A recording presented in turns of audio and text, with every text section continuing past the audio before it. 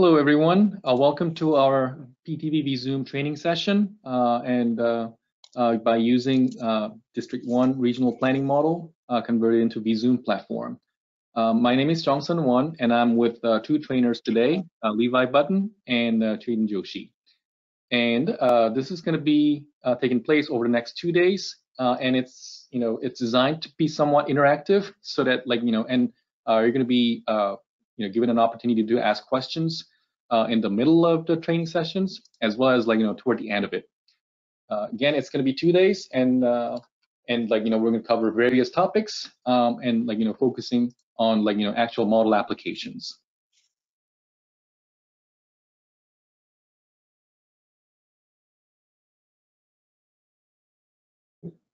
Before we start, I wanted to highlight this part.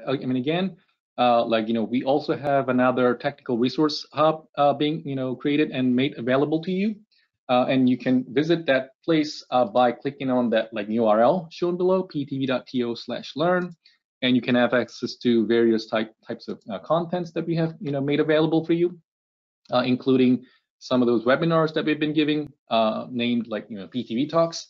And also, there are various self-learning materials that you can find from PTV Academy, and also a whole bunch of presentations that was given in the past during our user group meeting, and also again some of those materials that you can find to do a self-service tech support as well. Especially if we go to that PTV Academy portion, you can access to various types of topics. And you can get to know how to use Visum and Visum and Vistro, as well as some other details tooltips that you can find on PTV Visum software as well. So feel free to use it, and feel free to share that with your colleagues and anyone who's interested. Also wanted to highlight this, that we have at PTV, we offer various types of softwares, covering various resolution levels. Today we're going to talk about Visum, and also Visum contains the macro component, macro simulation component, macro modeling component, which we're going to cover today, and also it is capable of running meso models, meso simulations, and also it could be passed over to, all the data could be passed over to Visum, so that you can run meso, micro, and hybrid in that platform as well. So with that, I'll pass over to today's instructor, Levi Button. And Levi, take it away. All right, welcome everybody. Just a quick overview of what we're going to be covering over the next 2 sessions, both today and tomorrow. Today we're going to be focusing on the software overview and model setup. And then tomorrow we'll be getting into building out different alternative scenarios, as well as performing scenario analysis and model review. So that's kind of the overarching area where we're going to be going. A little bit about myself. I am the training specialist here at PTV Group. We're currently all out of the Portland office right now, and Jongsun's out of the Arlington office. All right, so starting with today's agenda, this is kind of what it's going to look like. It might be a little bit flexible on these times, but for the first half an hour today, we're going to be talking about the Visum file structure, so you become familiarized with what kind of files will you be looking at or receiving, as well as taking a quick peek at the interface, just so you can kind of familiarize yourself with the layout of everything. And then we'll be getting into what goes into the base model, what kind of inputs and would you need to build out your model. And that's when we're going to take about a quick break. Right now we have it for half an hour, and that's also because we want to be able to answer any questions or anything like that, do a quick Q&A during the break time. So for those of you that maybe don't have any questions, you can have a little bit longer of a break, but if you guys want to stick around during the break, we can also answer some questions there. And then we'll finish out today with some scenario management, looking at how does the file structure work within the software to set up various scenarios between the base model or future projections and things like that. And then we'll finish out the day with another half an hour long Q&A session and wrap up the session.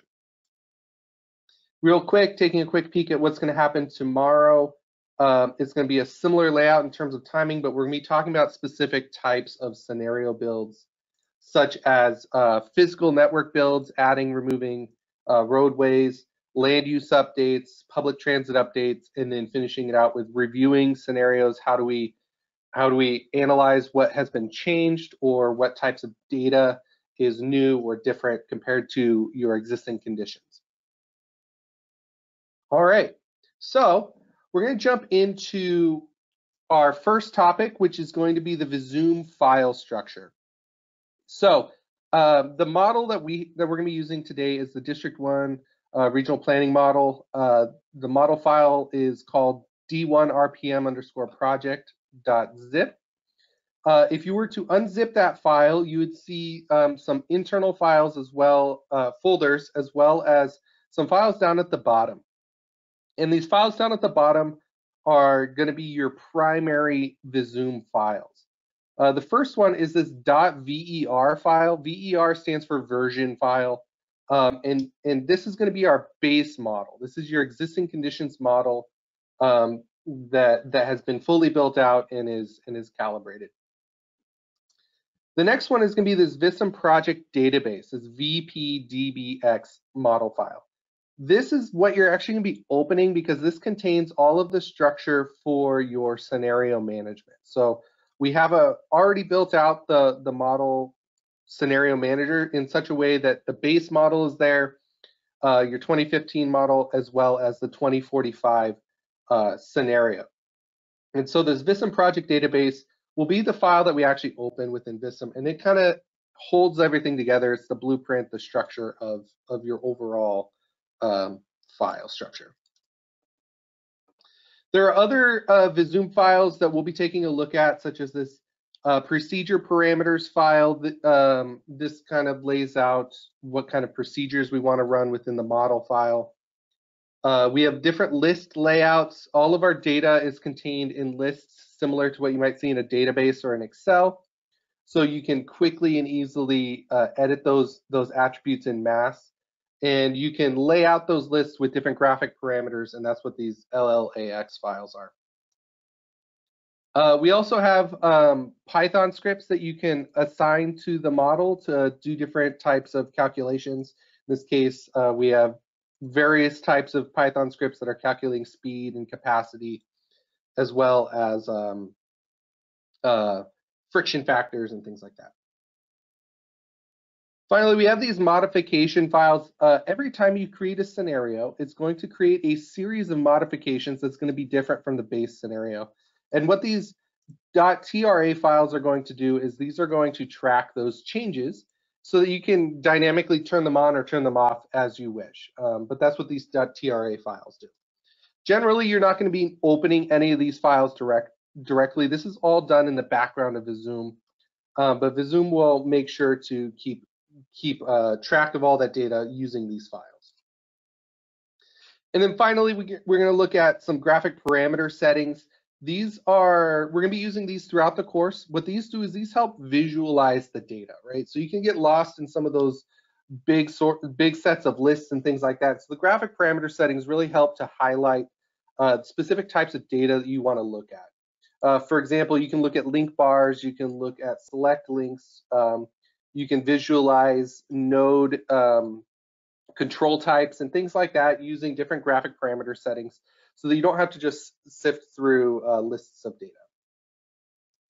Filters also will help us. You can see we have a sample land use filter there. What this will do is this will basically turn off specific sets of objects so that you can focus down on specific regions of your model or specific object types within your model. To close it out, we have some third-party file types, such as shape files, OpenStreetMaps files, general transit feed files, as well as database files that can all be linked in. So for example, if you wanted to expand part of your network with more detail, instead of manually building out all the links, you could go find a shape file for it, or if you have access to OpenStreetMaps, you can actually just download the shape files directly from OSM, or go to get the OSM file directly. Or if you're doing something with the public transit, you want to add in another public transit line, you can look at the transit feed. Okay, So now that we have kind of a basic idea of the file structure in the background, again, we're not going to be necessarily touching all those file types. It's more just giving you a framework to operate off of. Now we're going to be looking at the Visum interface overview. So if you were to open up the D1 RPM model, this is kind of what you would see when you first open up Visum. You're going to see Visum in the background, and then you see this box in the middle that is your scenario management and overall project structure. It has various tabs such as basic settings, scenarios, modifications, things like that. But what it's going to do is it's going to help you organize your project in different ways so that you can easily manipulate the model to create new scenarios and things like that. The first thing we're going to do, we'll talk about scenarios and modifications a little bit later on in the training. But the first thing we want to do is we want to look at this base version file. So what you're going to do is you're going to, when you open up this project, you're going to be able to click on that basic settings tab, and then you'll see this edit base version. This is going to be your existing conditions model, your most up-to-date model. So you're going to click on that edit base version, and it's going to it's going to open up that basic version file. If you remember back to one of the earlier slides, you'll remember there was that .ver, that .version file. That's what it is opening. It's just that base version file. When you open it, it's going to look something like this. You're going to see it might look a little bit different depending on what kind of map settings you have. For example, in this setting, the aerial imageries of the background maps have been turned off. So all we can see is just the link lines here, the roadway network within the project file. But the first thing I want to point you to are the menus up at the top. These menus are going to have different purposes that we'll kind of go through in a little bit greater detail. We have the toolbar, which allow you some quick access to some functions and things like that you can do within your network editor. And then Visum is laid out in a way that everything is set into these panels. So the way we see it now, all these panels are linked together, but you can always take these panels apart and reorganize them in any way you want. For example, if you're working off of multiple screens or something like that, you can put some panels on the left, some panels on the right, and kind of resize and reorient them in any way you wish. So we're going to just go through some of the menu items first and talk about the key features of each one. To start off, we're going to start with the file menu. Laid out like any other Windows software, we have this file menu where you can open and save, and as well as transfer networks between each other. So we're going to be talking about some of these compare and transfer network options later on when we talk about model review, comparing different scenarios and things like that. You can also import data from the cloud or from other files or file structures such as shape files or GTFS files as well. You can also export the data. So you can take this data and export it as a shape file or export the simulated data to other software platforms. You can also configure your project directories if you wish. For the most part, this is already set up by the scenario manager, so you don't really have to worry about this one too much. Getting into the next couple of menus, these ones are just going to be real quick. The edit menu, this is where you can set up your user preferences for your hardware. The view menu, this is where you can, again, configure what views you want to see, what kind of panels, what kind of interface layout do you want to look at. Now the list menu, this one's going to be a big one because every object and every piece of data is stored in a spreadsheet style list that you can open and manipulate. You can perform mass operations on. You can copy and paste it into Excel and perform macros from Excel or things like that. So for example, if you wanted to look at your zones, you can go into the network section of the list and go into zones and open that up.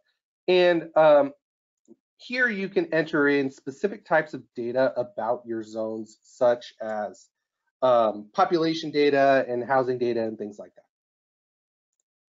that. The next menu we're going to take a peek at is the calculate menu. This is where all of the methodology and procedures are defined for the network. So when you want to run a simulation or when you want to perform calculations on capacity, this is where you would set that information up. The procedure sequence in particular is what is the model. This is the model. So you have the network editor, which you can view the model, you can view the links and nodes, but the procedure sequence is really where all of the calculations and things are executed. Under the procedure settings, you can define built-in impedances, calculations, and delays. So you have access to all of this. We try to make it as little of a black box as possible so that you can go in and change these settings as needed. And then the final thing I want to touch on the calculate menu is the subnetwork generator, where you can go and push out subregions of your network to become the base version of a new project. So for example, you want to do a new development, you go find that spot on your base network, you cut it out, you send it off to your consultant, and then the consultant will send it back edited. We're going to look at all of these things in greater detail later in the training. So this is just, again, a quick interface overview. The graphics menu, this is, again, where you can edit some of the graphics settings, define some of those graphic parameter files is in this menu. Each object type has its own graphic settings, and so this gives you access to that. You can also, the hotkey for that is Control-G. But generally, there are a few ways to get to this menu. Also out of this menu, we'll look at this kind of at the end of the day or end of the day tomorrow, talking about select links and things like that. But basically, you can visualize various assignment results that might help with troubleshooting or even providing more context on where is the traffic coming from and going to. Under network properties, this is where we're going to set up this specific settings, such as what units and direction of traffic are we right-handed, left-handed traffic. In this case, we're all right-handed traffic. But if you're switching between imperial or metric in some way, you can also change your projection system. So the background maps are all projected to create a flat map, but you can always change the projection system depending on what system you guys are operating on. This is also where we can define user-defined attributes or custom attributes to store various types of data. So we have whole lists of attributes for each object type, but maybe one of those, maybe there's not the attribute that you're specifically looking for. You can always go in and create your own attributes, either as static attribute or data types where you just input a number, or they could be calculated. So you can create whole formulas within these user-defined attributes that will auto-calculate values. You can also change some of the properties in this menu. The big one we're going to look at over this course is PUT, public transit. This is where you'd go set up your different operators, like LeadTran or MCAT, and you can set up, what is their cost and things like that, fares. The demand menu is where we're going to configure what does our demand profile look like, what types of modes do we have, what kind of demand segments do we have, and what times of day are they operating across. The script menu, we have a few scripts in the model to calculate some capacities and things like that, but this is where you can also find, for example, the Cube Network import, right? So if there's any sort of custom add-in or module, it's going to be under the scripts menu. So if you want to execute some of these custom modules, you can go into the scripts menu and do that under the Visum add-in section. I also want to point to the Python console. So not all of you might be comfortable using scripts, but if you are one of those that is very comfortable using scripts, you can come in here and you can test out your scripts using the Python console before devoting an extreme amount of time to figuring out the whole script and then hoping that it runs, you can test it out here and then just copy and paste it into your main scripts. And then finally, my favorite menu coming from the world of tech support and training is the help menu. This is where you have access to all the manuals. We also have example files that you can run through. Under the examples section, there's also a quick start tutorial. So if you want to get more detail on specific types of operations within Visum, you can go in there. You can also have a link to technical support as well as our online FAQ. So if you have any issues with your software or anything like that, we have direct links to helping you there. All right, so now that we have a little bit of information about what the interface looks at, I'm going to just hop over into the software real quick, just to kind of give you the same overview, but just within the software. So we've all kind of stepped through the menus, but basically in the software, the main windows that you're going to see are this network editor, where your network is actually going to be stored, and you can use your mouse wheel to zoom in and zoom out, or you can pan around by clicking the mouse wheel. On the left here, we have our network objects. These are all of our physical objects. We'll come back to these later and kind of step through each one. But up above, this is where we can see our different menus that you can access. And so this is just how the network is laid out. If you want to manipulate the view of the network, all you have to do is come to one of these panels, like for example, the network objects, and you can left click the header of that panel and you can detach it from the software, and I can go put it on a different screen, or if you see, I can hover it around and I can attach it on different sections of the network. So this way it helps you organize the model in the way that you see works for you the best. You might also see down at the bottom there are different tabs.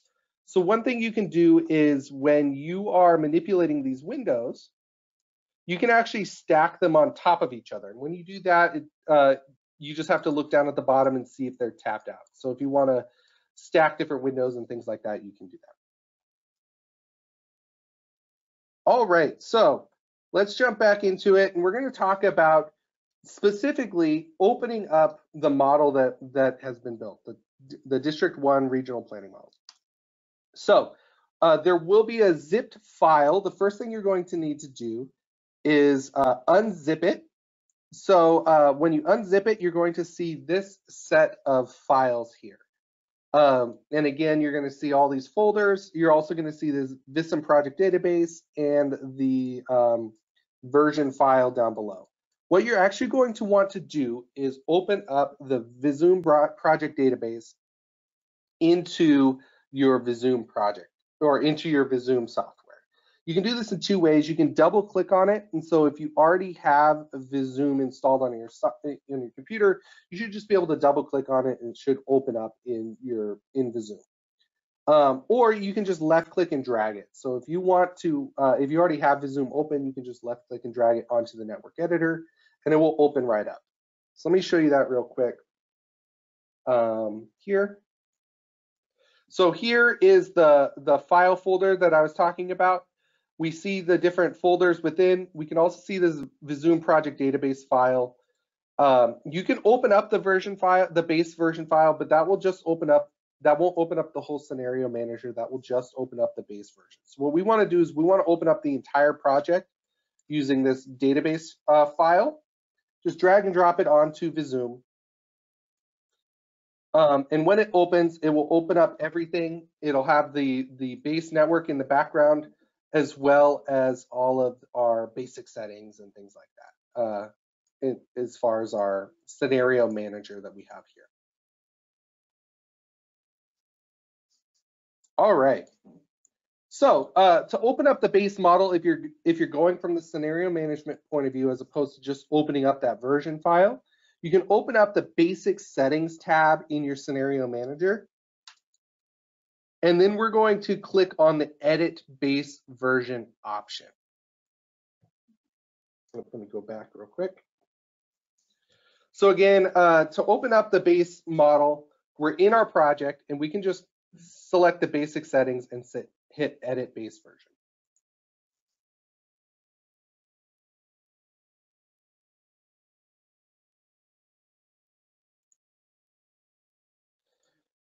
And when this opens up, you'll see different types of objects. In this case, we had public transit lines active, but you can turn on and turn off different layers in your model. So each of the object types is stored on this network objects list over here on the left.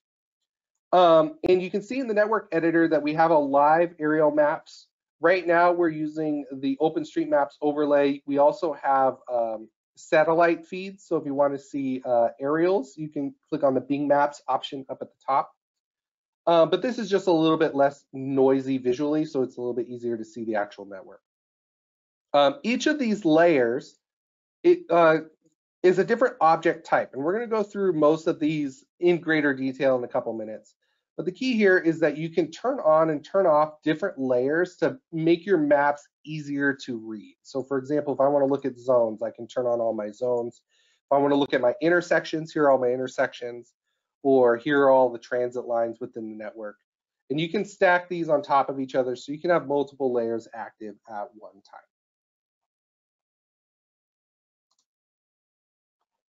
Okay. So the first thing I want to do is kind of step through each one of these object types, starting with nodes. And some of this might be familiar to you. Some people are newer to this structure of the file, so there's a wide range of people. So if this is newer to you, just bear with us a little bit. But nodes are basically the junctions in the network. They basically link together two different types of facilities or multiple types of facilities. Generally, we think of them as intersections or merge or diverge points, but they can also represent just changes in facility types. So you might have a facility that goes from 70 miles per hour down to 60. In that case, you'll need a node there to act as that change point. Where is that zone starting, that speed zone starting? You might also have facilities that change in other ways, such as in capacity or number of lanes or something like that. Nodes also represent the boundaries of the network. So if I jump back into the model, I'm going to turn off the public transit lines and the links, but I want to show the zone or the nodes in the network. So we can see if we zoom in that we'll see nodes that are acting as junctions, such as this one right here is acting as a junction, but you also see these nodes as intermediate points. These are acting as changes in some sort of physical attribute of the facility. Maybe there's a number of lanes or capacity or speed shift of some kind. So you can see that nodes are throughout the network, and then they also mark the edges of our network as boundaries.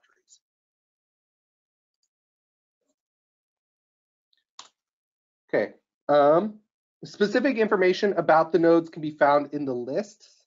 So the easiest way to get to the lists, again, you can go through that lists menu, or if it's one of these objects, you can just right click on the object and select the list option. So let me do that real quick in the model.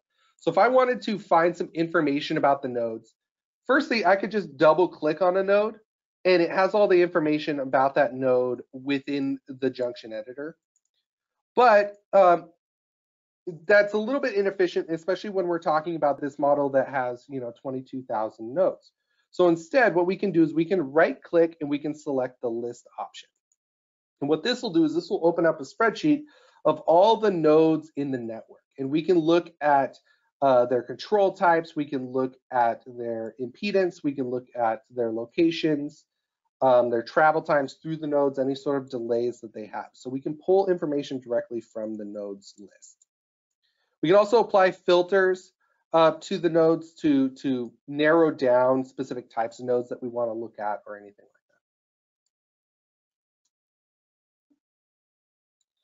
that. Specifically in the nodes list, this is where you can look at not only physical attributes such as number of lanes or names or capacity, but you can also look at outputs in the nodes list. So you can look at travel time and delay and level of service.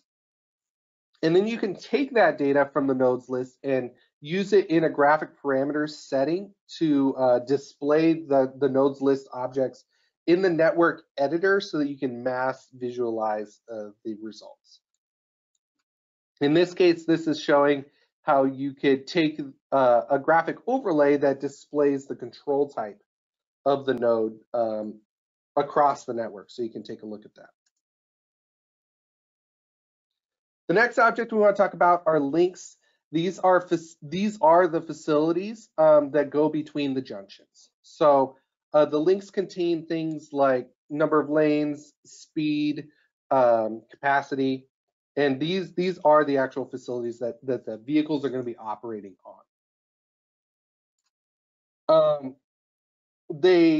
Aside from the physical attributes that I described before, such as length or width or speeds, they also have, just like the nodes, output data. So we can look at travel time, we can look at impedance, and tolls levied across those links. And just like the nodes, they have their own list, so you can mass visualize this in a list, or you can activate graphic overlays to see them in the network editor. The third object that we want to talk about are the zones. Zones act as demand generators and attractors within Visum. Within the zones list, they will store population data, school enrollment data, employment data. And so if we jump back into the network, I'm going to turn off the nodes real quick. I'm going to turn on the zones. So here we can see all of the zones in the network. These zones are connected to the network via connectors. And so what the connectors will do is they will link a zone to a nearby node as an access point. So again, that's another function of the nodes, is they act as access to the network from the zones.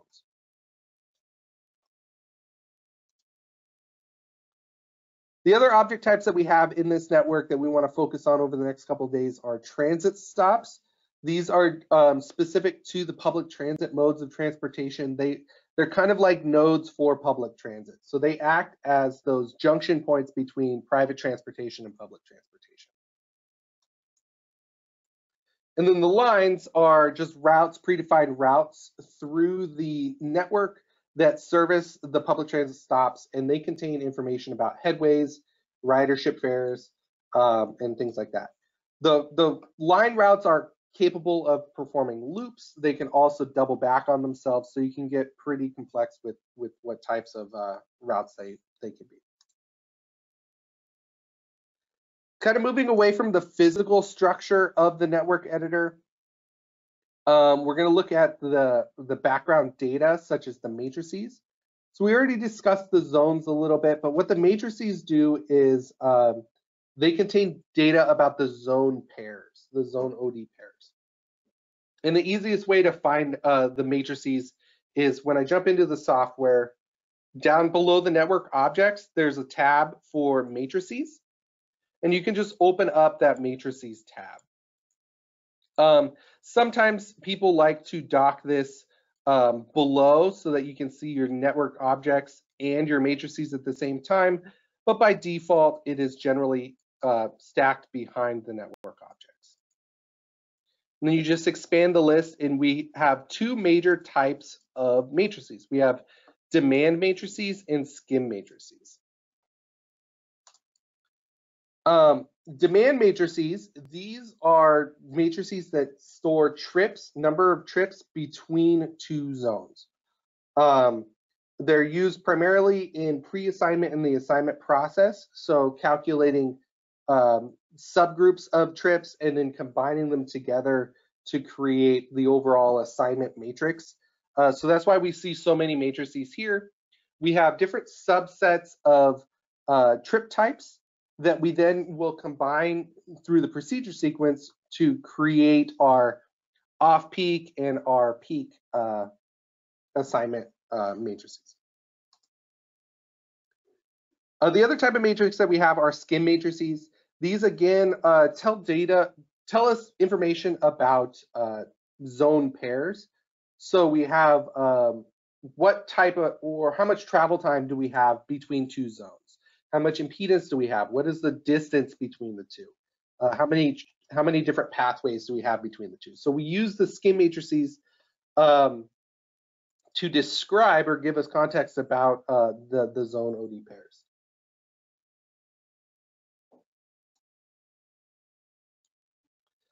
To look at a specific matrix, all you have to do is go into the matrix window and then double click on the matrix, and that will give you access to this matrix editor. And you can go in and select specific cells, and they will display the matrices that we're discussing. So for example, I can look at a demand matrix, and I can just double click on any one of these. It will open up this matrix editor window. And again, just like any other window, I can undock it from the network editor and kind of put it off to the side real quick. And looking at the network editor, what we can do is select a specific cell, and it will identify where the OD pairs are. So we can find those two matrices within our network. Sorry, it's just taking a second to load. There it goes. So we can identify, okay, here is data about this specific set of trips between these two zones right here.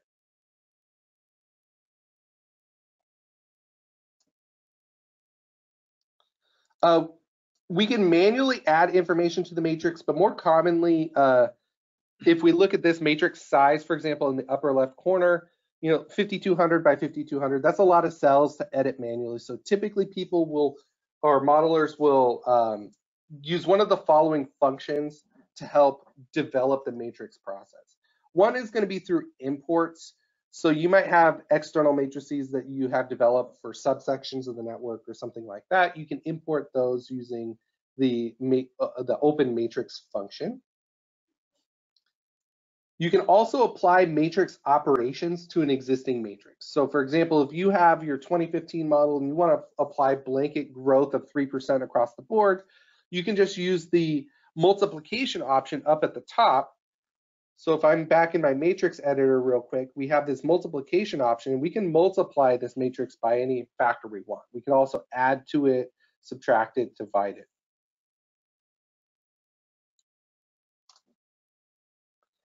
We can also combine, excuse me, we can also combine multiple matrices. So if you want to, and this is what we do in this model to create our final assignment matrix. We have different subsets of matrices that need to be combined to create our overall demand matrix. And so you can pull together, in this case, we're pulling together matrix 36 and 37.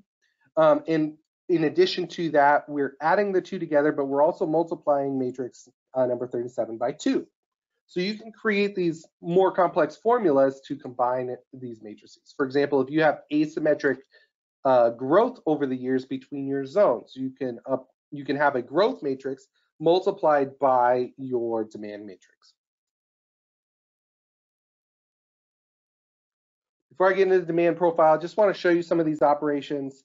So for example, to open an external matrix, in the matrices window, there is, we can create a new matrix, which will create a new blank matrix, or we can open an external one right here. So if you have a matrix file somewhere, you can open that.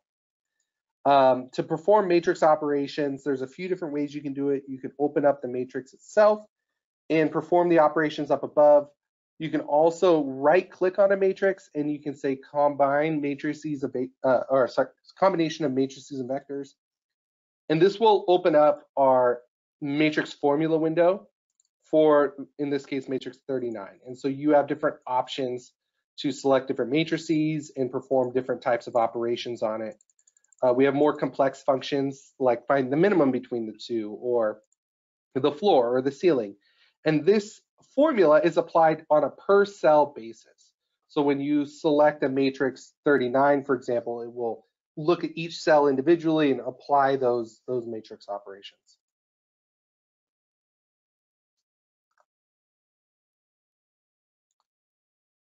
All right, so continuing on, the next thing we're going to look at are the demand profiles. So and again, this is more of just an overview. We're going to be getting into all of this in a lot greater detail later on in the session. I just kind of want to give you a roadmap of what the overall structure of the file looks like. So the demand profile, this is where we define the populations in land use data. zones define the population and land use data. The matrices define the number of trips between the zones, but the demand data under the demand menu, this defines what types of modes and times are these trips being performed on the matrices. So for example, the modes combine various types of transportation systems. So in this case, we have the mode called KNR, Kiss and Ride, which has transportation systems that include local buses, circular buses, transit access, and project. Then the modes are combined into different types of demand segments. So in this case, we have off-peak and peak transit times, as well as our private transportation of single occupancy, SR2, SR3, and trucks. So you can see here that our off-peak transit, for example, combines or is the mode TRW, and which combines various transportation systems. Then we take those demand segments, those combined modes, and we assign them to a matrix in a time profile. So the demand segments are assigned to a matrix in a demand profile or a time profile so that we can assign them during the proper time of day. And the assignment actually comes in the procedure sequence. So this is where we are assigning the demand of the network. In this case, with the District 1 model, you have 4 time of day intervals. We have an assignment for the AM, an assignment for the midday, an assignment for the PM, and an assignment for the nighttime. The procedure is also where we can generate our trip generation, our trip distribution, and our assignment and perform assignment analysis. So in our model, if we look at the District 1 model, a lot of these matrices at first, if we were to open them, they look blank, and that's because what's going to happen is the procedure sequence is going to look at each of the individual zones. So if we look at the zones list, for example, if we look at the zones list, each one of these zones has data about household size, and if we look at population, dwelling population, it has residential number of residential households, single family dwellings, multifamily dwellings. So all of this information is at the zone level. And what the procedure sequence is doing is generating data within the matrices based on that zone data in the procedure sequence itself in the trip generation and trip distribution section. So if you remember, our matrices are 5,200 cells by 5,200 rows by 5,200 columns. That's a lot of cells to operate on. So we've automated this process in the procedure sequence under the trip generation section and trip distribution section. Then we can perform assignment analysis on the network to analyze how well the assignment is running in accordance with various KPIs. We also have a feedback iteration section, so it will iterate on the assignment to make sure that our data is accurate. In this particular model, we do not have the signal or network optimization, but we do have access to that. We have procedure steps built in to do cycle and split optimization or offset optimization, as well as signal offset analysis to determine how well that optimization is performing. All right, so once you've gone through and you built out your model, you've updated information in your base model, you'll see up in the upper right-hand corner, you have this option for cache, finish, and cancel. If you hit cache, that will save your data, but it'll keep the base version open. We can actually see that we're currently editing the base version up at the top with this blue information icon. If you hit finish, that will save and close the base version and take you back to the scenario manager window. And if you hit cancel, that will take you back to the scenario manager window without making any edits to the network. So if I hit finish, it's going to save my base file, and it's going to take me back to my scenario manager. Oop, I think that's in the wrong spot. Sorry, just one second.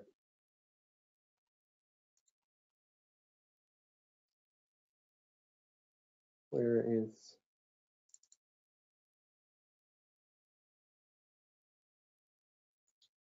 Okay. Sorry, just 1 second. We were in the wrong spot. There we go.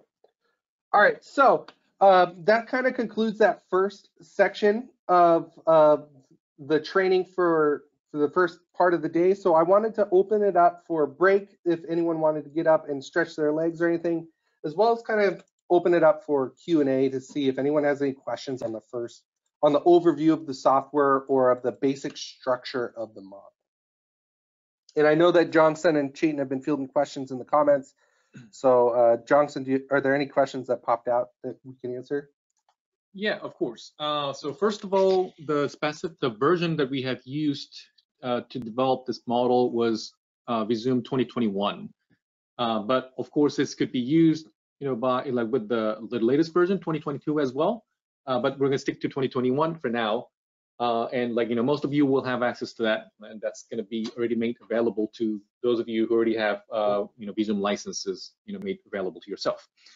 One question at least that we've got was that while you were talking about that matrix editor, one person asked whether you can multiply any specific cell in a matrix rather than applying that multiplication factor across the board.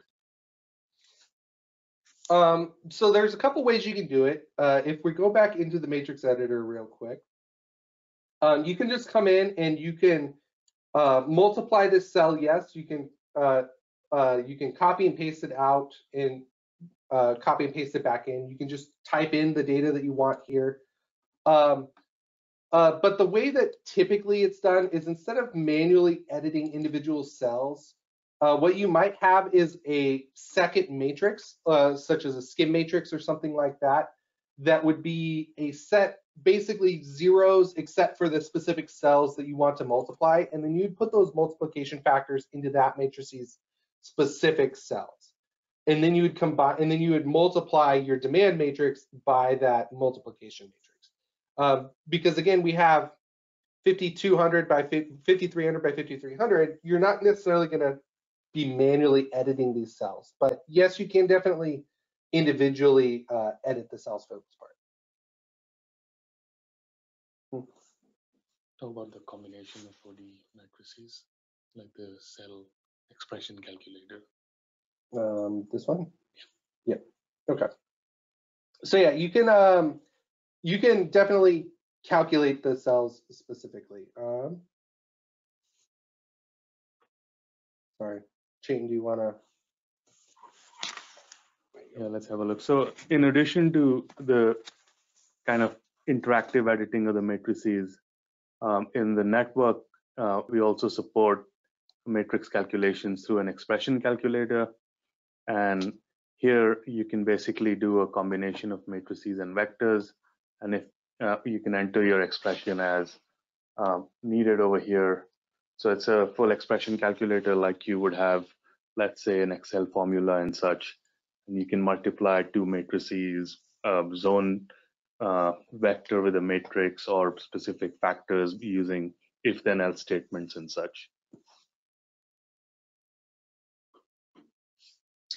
And yeah, okay. So that was the end of the answer, right? So okay. So next question that we've got was, could you show how to create the scenario management file? Yeah. So if I go back, just 1 second, let me get to the original file, because when we originally received the file, it wasn't under Scenario Manager to begin with. So let me just real quick, let me extract this real quick. Just give me 1 second.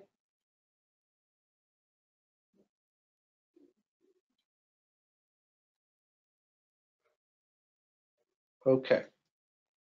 So it originally, when we originally built the file, it came out in we had a 2015 version file, and then we had a 2045 version file. And so in this case, let me close out of here.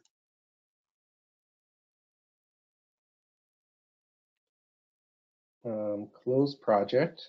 Just 1 second. Okay, so now we're just in a blank Visum instance. Open up the 2015 version file. So this is the base version file for the 2015 model. And then we had a 2045 projection as well. So this is what the 2015 model looks like without Scenario Manager. This is what a file would look like without Scenario Manager. Then to put it under Scenario Manager, we go into File, and then there's a Scenario Management option, and we can say New Project. And then we can name the project D1 RPM underscore sample. Save directory, base version, use the currently loaded base version, or you can use a different version file, but typically you already have the one that you want to be the base open. And you just click OK. And what this will do is this will take this version file and it will put it into the project directory. And if we look at the existing project directory, it creates these other folders for us automatically. And so now we have this version file. I can come in, I can hit edit base version, I can come over, I can create my scenarios, I can create my modifications, which we're going to look at in greater detail after the break. But that's how you would put it into Scenario Manager to get you this edit project. But that's the procedure. Basically, you'd go into the file menu, scenario management, and you'd say new project, and that would basically walk you through a few steps to get you into setting your base scenario as your base version. Thank you. All right, thanks, Levi. So follow-up question that we've got is like yeah, okay, that's fine. Could you describe the difference between nodes and main nodes? So a node is a junction between a bunch of links, or perhaps links and zone connectors, which connect the zone centroid to the network. But what a main node is, and you'll see this as well as main turns and main zones, these are how you would create grouped together nodes, such as, for example, say you had two one-way couplets that were crossing each other, right? So you have a set of one-way links heading eastbound, a set of one-way links heading westbound, a set of one-way links heading north, and a set of one-way links heading south. That would create a square of 4 different nodes. Well, then what you would do for a main node is draw a square. You would draw a square around those 4 nodes, and it would treat those 4 nodes as one larger node. So you can individually edit each one of those 4 subnodes, or you can edit the main node as one larger junction. And that's really what a main node is used for, is grouping together various nodes into one larger intersection. And part of the application of the main node also pertains to the use of navigational type networks, which have a lot of detail typically, but for turning movement prohibitions and such, they may be represented actually as one node or one single movement instead of a set of nodes.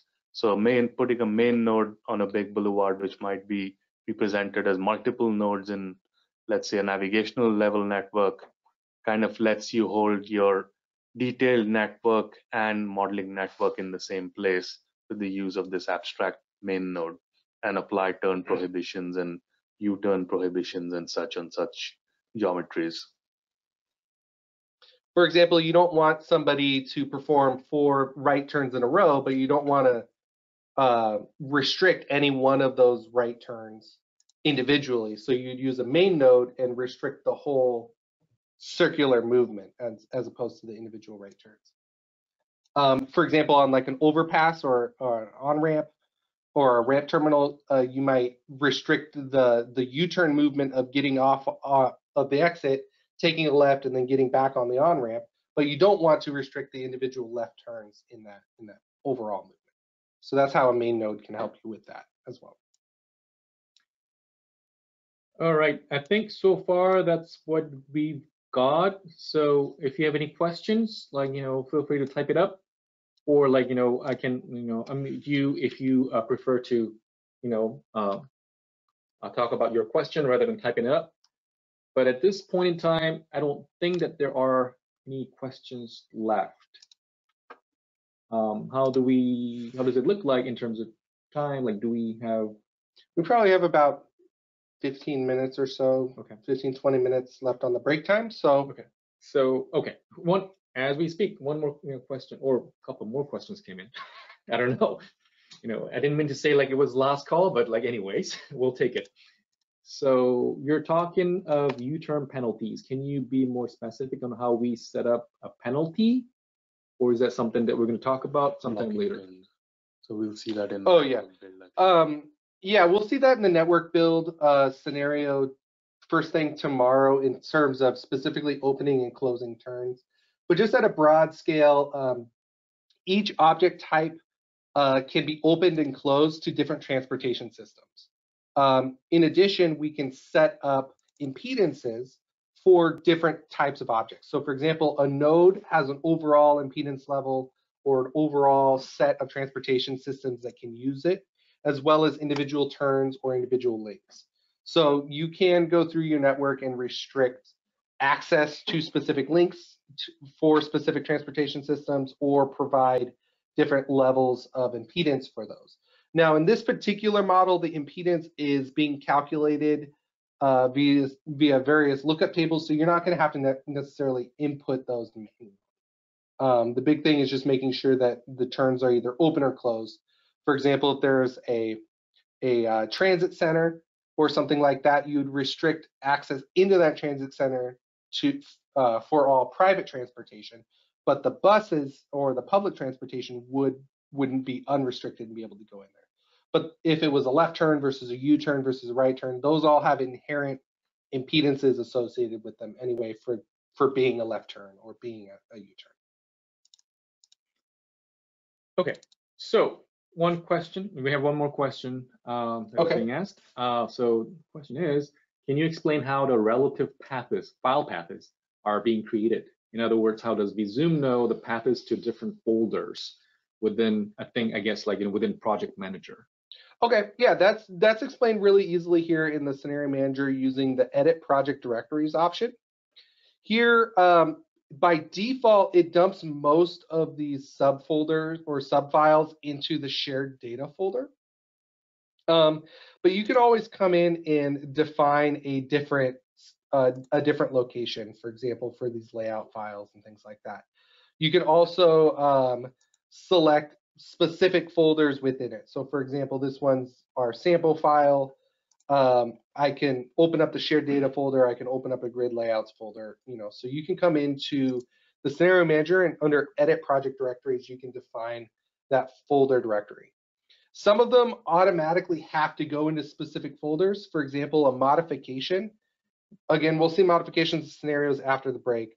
But when you create that, it'll create when you create your first modification, it'll create a modification tracking file, and it'll specifically put it in the modifications folder. Where's my D1? Here it is. So if I come in here, it will create these tracking files, and it has to be in this modification folder. We also have one for procedures, so we have procedure layouts. Right here, these go in the procedures folder, and then scenarios go in the scenarios, and we have global layouts. But generally, anything that doesn't have to do with one of these tabs directly, such as a graphic parameters file or a list layout file, you can manipulate where it goes via the edit project directories. All right, so if I understood it right, Levi, right? So, if you're using project managers, typically you don't have to set that up. It's being set up automatically. Yeah, it's all relative to where the Visum project database is. So as long as this file is in the same directory as all of these folders, it'll automatically find it. Okay, so it's only like needed for special cases. Yeah. Okay, cool. We got one more question. I guess. I don't know. This is more to you, Chetan, I guess. They're asking, Cube has catalog keys. Could you show how Visum can create such keys? Yeah, in case of Visum, usually the way we hold keys are based on custom or user-defined attribute set on the network level. So here, let's say this is your base network. We have these settings over here for the network, and in the user-defined attributes, we can define the keys that you have. Let's say in case of cube, you specify a zone, number, range, and other items like gap criteria and such. These can be set up as network attributes over here in Visum. That's one way of setting the keys using these user-defined attributes. The other way of doing it also is using a user-defined table. And over here, the way that we have designed some of the model in particular for the FDOT, we are using these user-defined tables as the input DBFs that you typically see. So here, instead of the DBF file, you'd have the attraction rates and such all integrated into one file. And you could even house the keys that you're interested in over here as well. So it's flexible in terms of how you would design it. All right, so I guess we're gonna really take a break. And how much time do we have, Levi, left? Like 10-minute break is gonna be? Yeah, let's come back at 20 minutes till the top of the hour. So we can come back at like 2:40 p.m. Eastern Standard Time. Yeah. And then we're gonna be continuing the sessions. All right, thanks everyone. We're gonna be back in more accurately 8 minutes. Thank you.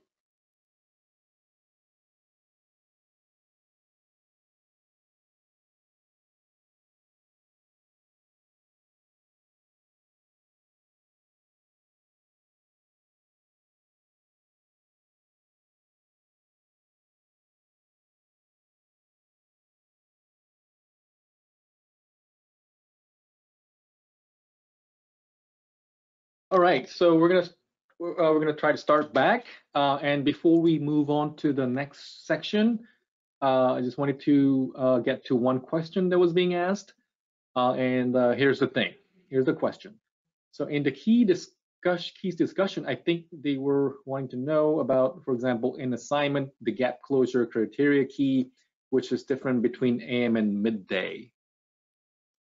Yeah, and that would be still possible. Basically, you would just set that up as you would set it up as another user-defined attribute, and then link it with the measures specified in the parameter file. And this is one of the pieces where Visum is more flexible in that you can house data in a certain place and then transfer it over so that a typical model user doesn't have to go into the detailed parameter settings to change that.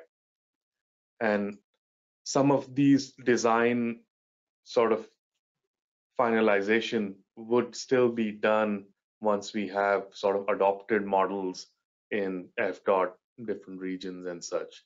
So at the moment, we have set up this model as a base template for our training on the essential items covered, but the design details can change and they will be implemented as needed once the districts start adopting the models. All right, then I think, Levi, we're ready to start back up. Okay. So we're going to get into building out some scenario alternatives in terms of just getting familiar with the scenario manager. So what that's going to look like is we're going to look at the scenario manager structure.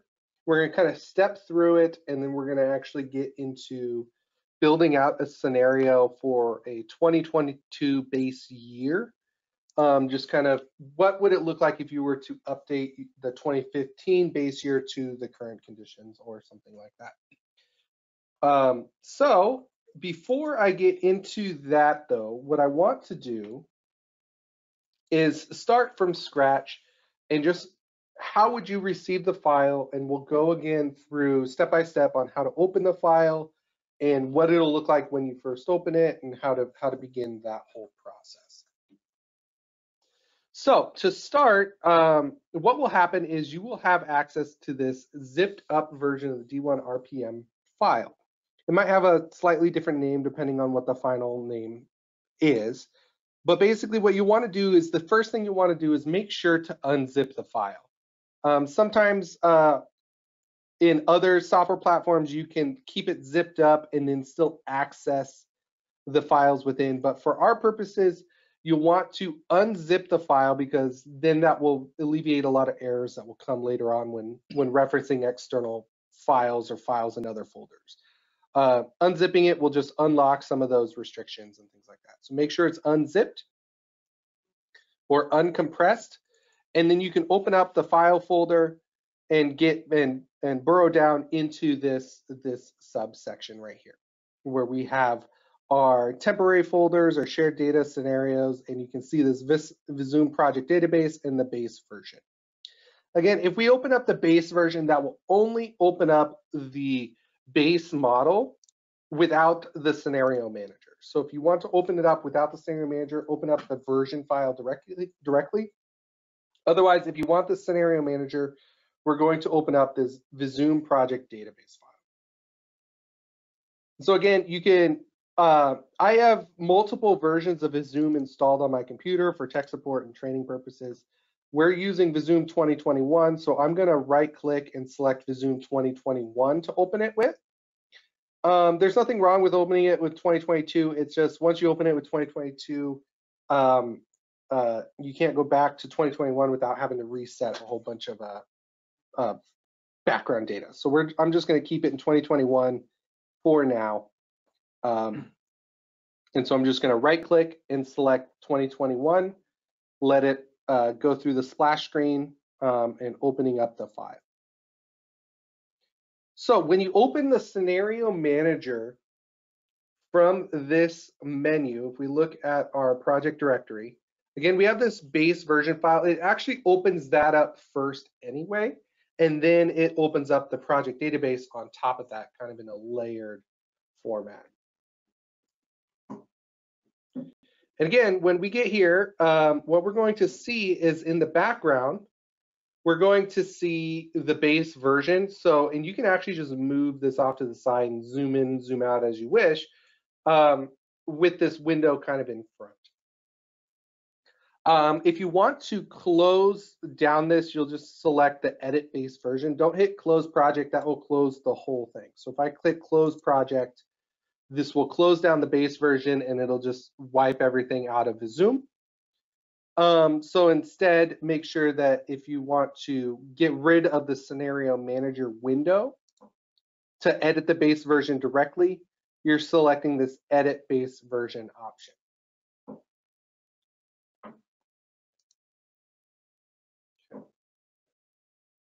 So again, just kind of stepping it through, starting with wherever your file is, unzip it, go into your project directory, and you want to open up the Visum project database from the correct, or in the correct version that you want to open.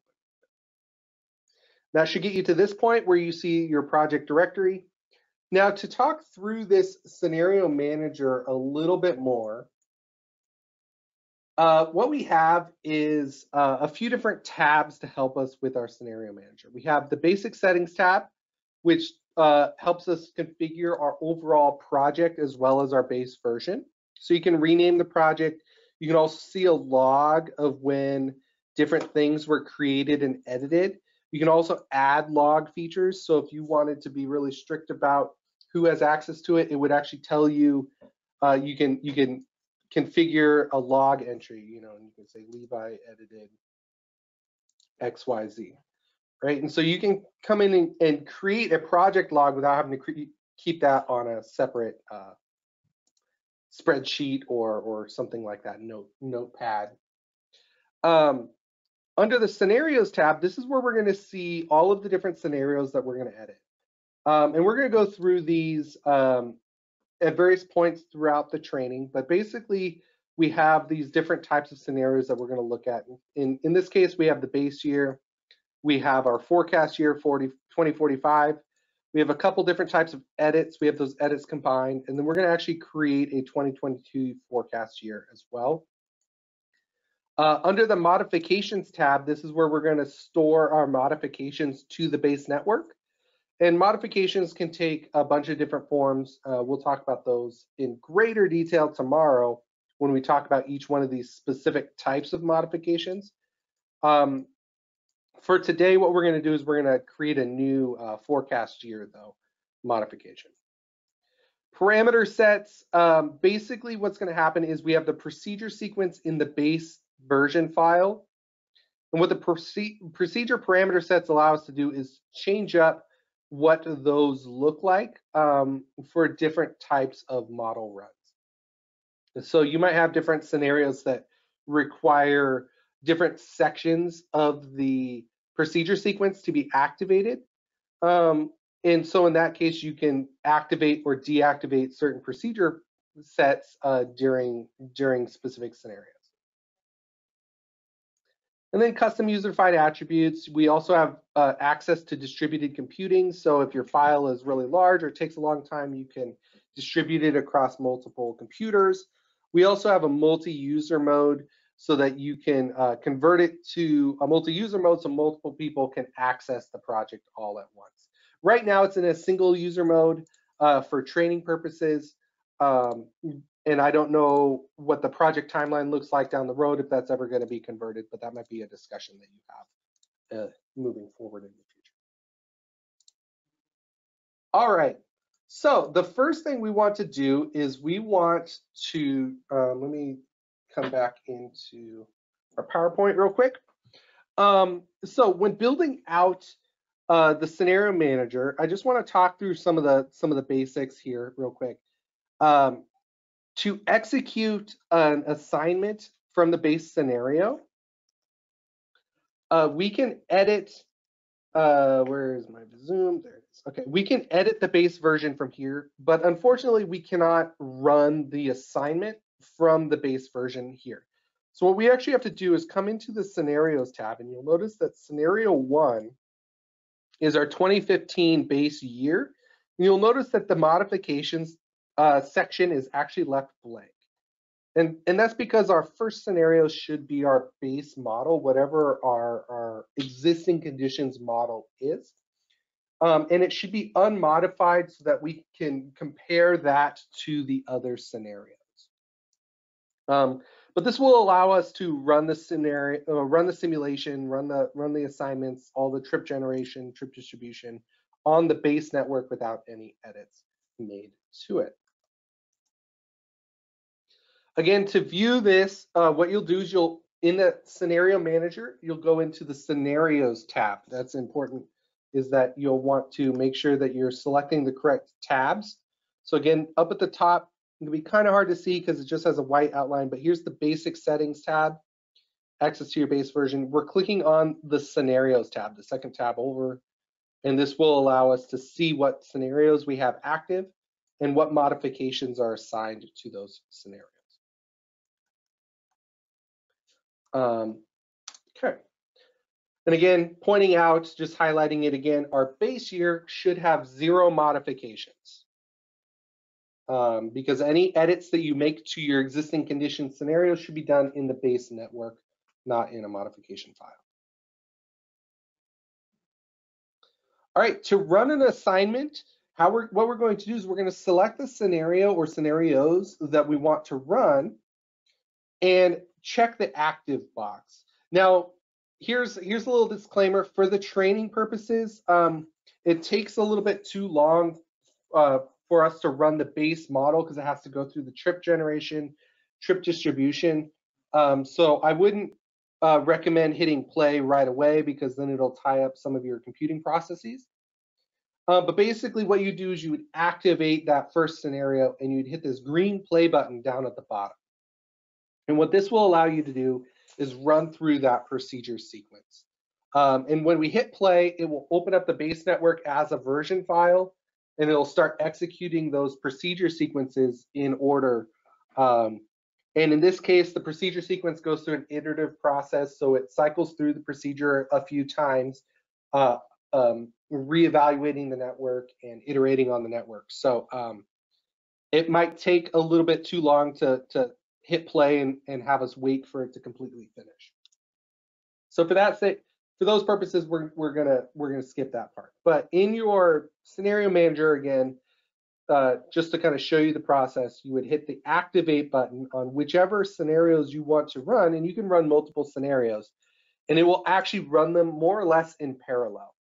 So if we ran the 2015 and 2045, you wouldn't have to wait for the 2015 to fully finish for the 2045 to necessarily finish.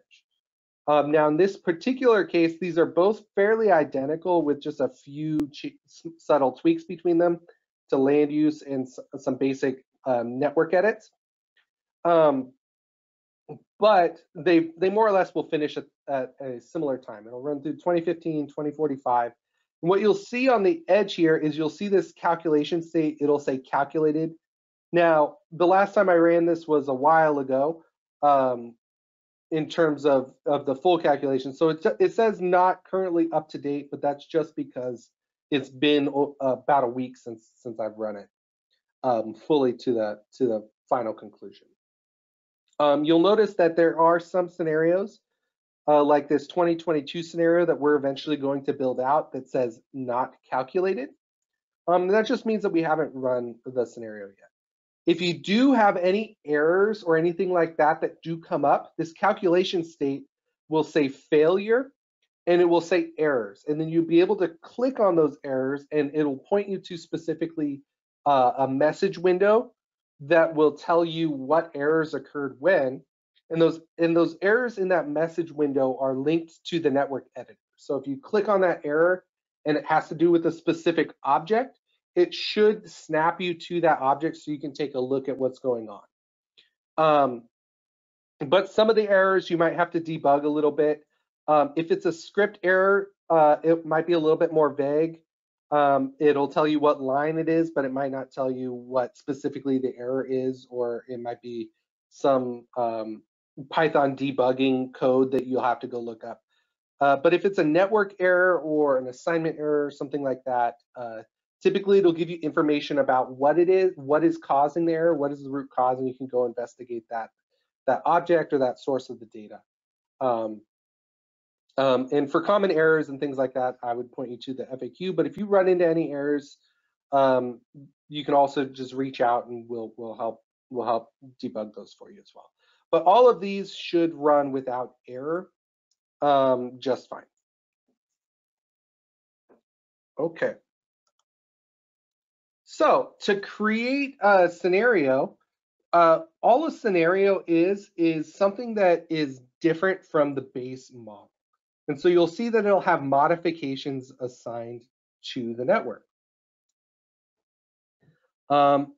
What a modification is we can click on the modifications tab to kind of look at it, right? So I'm going to jump into our modifications tab. It's right next to the scenarios. So sequentially, I'm just kind of working my way left to right through the project. But basically, if we look at some of these modifications, we have a 2045 forecast in land use for 2045. We're going to be working on a network edit, a zone edit, a transit edit. Tomorrow, we're going to be doing these specifically, these 3 edits tomorrow, and we have the completed versions of those edits. But just at a broad scale, these are the main 3 types of edits that you most commonly see on your network. You'll have some sort of physical changes to your network with regards to what facilities, what nodes and links are changing. You'll have, or even a physical network edit might be actual number of zones might change. So for example, that actually happened between 2015 and 2045. There was a change in the number of zones. And so that was a physical change that actually had to come with the network. And so what was included in that was there were zones that were added to the network or zones that were subdivided into smaller sections. And then new connectors had to be created and new access points to those zones had to be created via nodes and links.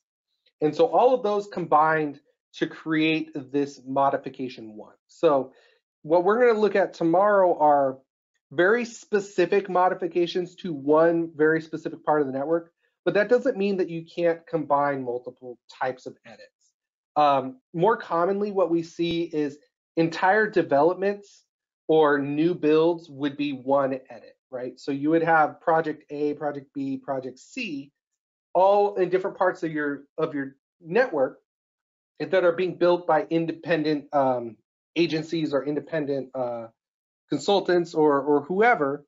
And so you're tracking those as 3 separate modifications, right? So you have project A modification, project B modification, project C. And that would include the land use updates, the physical network updates to access or zone connectors, as well as any new transit stops or anything like that. So modifications are any physical changes to the network.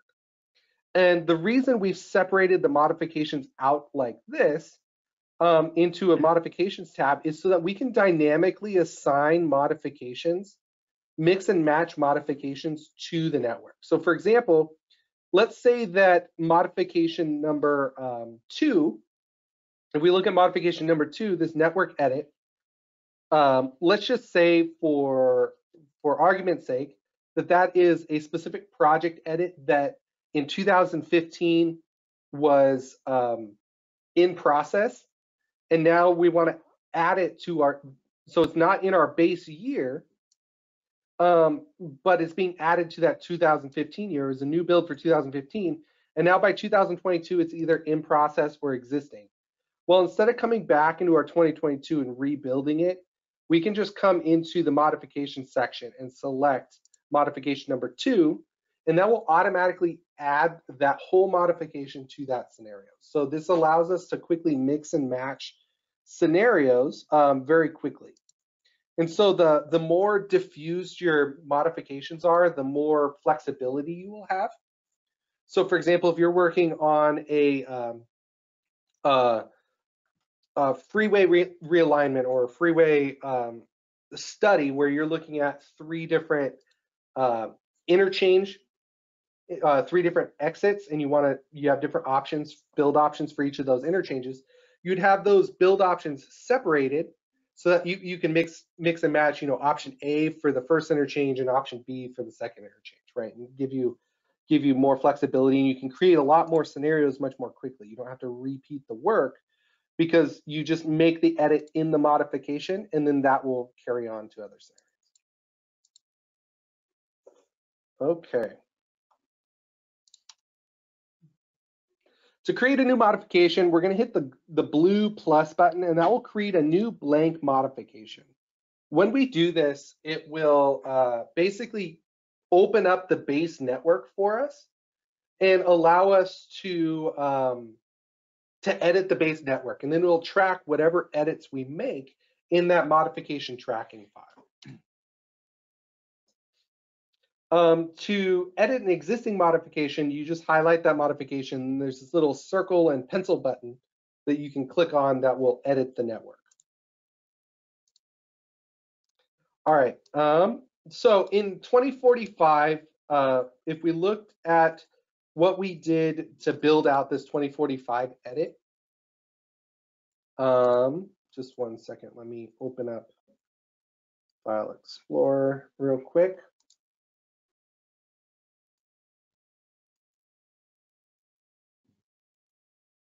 Because in the original file, what we did was we took the 2015 model and the 2045 model, and they were distinct models initially, right? So we had a 2045 forecast year version file and a 2015 forecast year.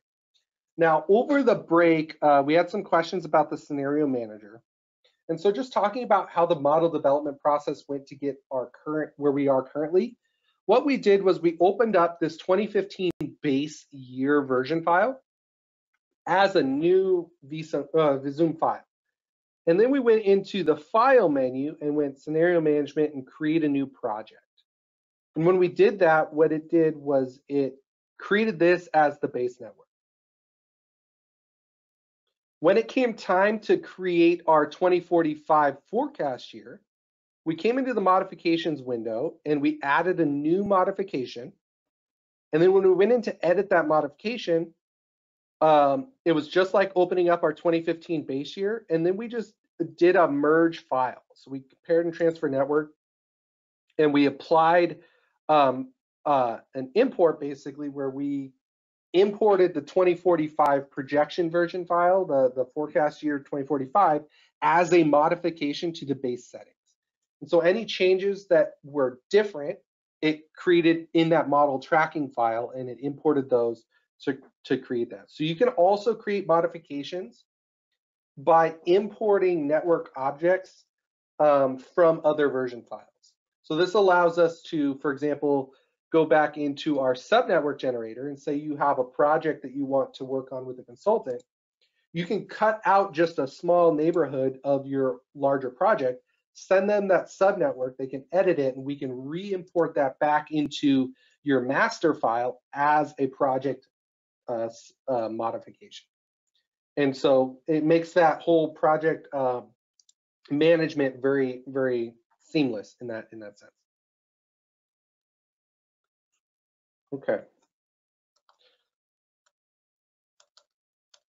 Where's my PowerPoint? There it is. Okay, so in the 2045, let's talk about what was changed in the 2045 scenario.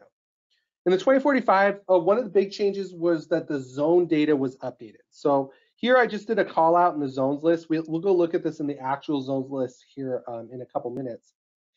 But in the zones list, we can see I called out residential households, single family dwellings, and single family population for a few of the basic zones.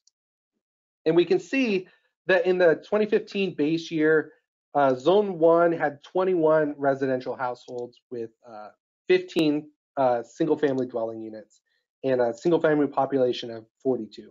Now the dwelling unit and the population for single family didn't change, but you can see that the residential households went up. Now there are more attributes than just single family. There are multifamily and things like that as well. So those extra households probably went to something over there. We can see in zone 2 though that all 3 parameters were changed, and then same thing in zone 3 and zone 4. So here is one of the edits that was made in the 2045 forecast. You can get to this menu by opening up the zones list, and then we have a list layout for dwelling population. So let me show you that real quick. So what we're going to do is come into this modification. So we have basic settings, we have scenarios, and we have modifications. So I'm going to select this modifications option. I'm going to highlight this 2045 forecast modification because I want to see what was edited. And then down below, we have this edit network changes in the marked modifications. So I'm going to click that pencil button. Let me do that again. I'll close out real quick just to show you again because I might have clicked through that a little bit fast. So let me just go back once all of this is done reloading.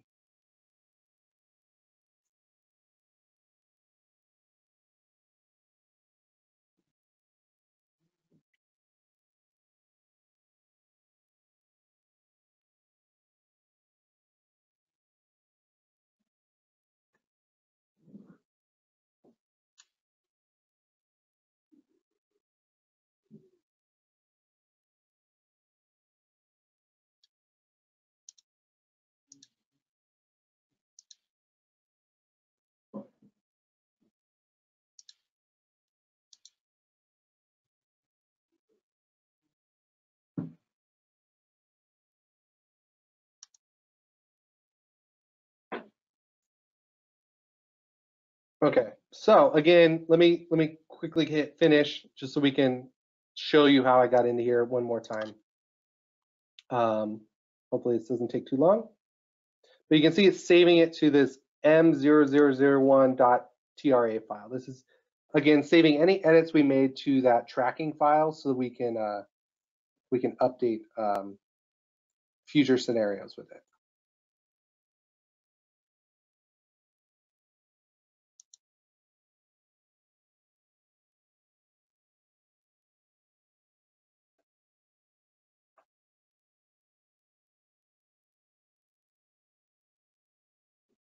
Okay, so again, you'll select the modifications tab, select the modification, and then down at the bottom, you'll see this edit network changes of the marked modifications. So again, make sure you have that edit selected, and then you can click this button. You'll also see this load order. This just makes it so that way you can properly load the modifications in the correct order. So in this case, for example, let's say you have a network edit and then you have a signal control update, right? You have to have the node exist to update the signal controller. So in that case, the node needs to be added and be in a lower load order than the signal update would be. So that's what the load order does there. All right, so again, select your modification. We're going to open the network changes. This one is a fairly big modification because it was, you know, your forecast. So hopefully it doesn't take too long to read again.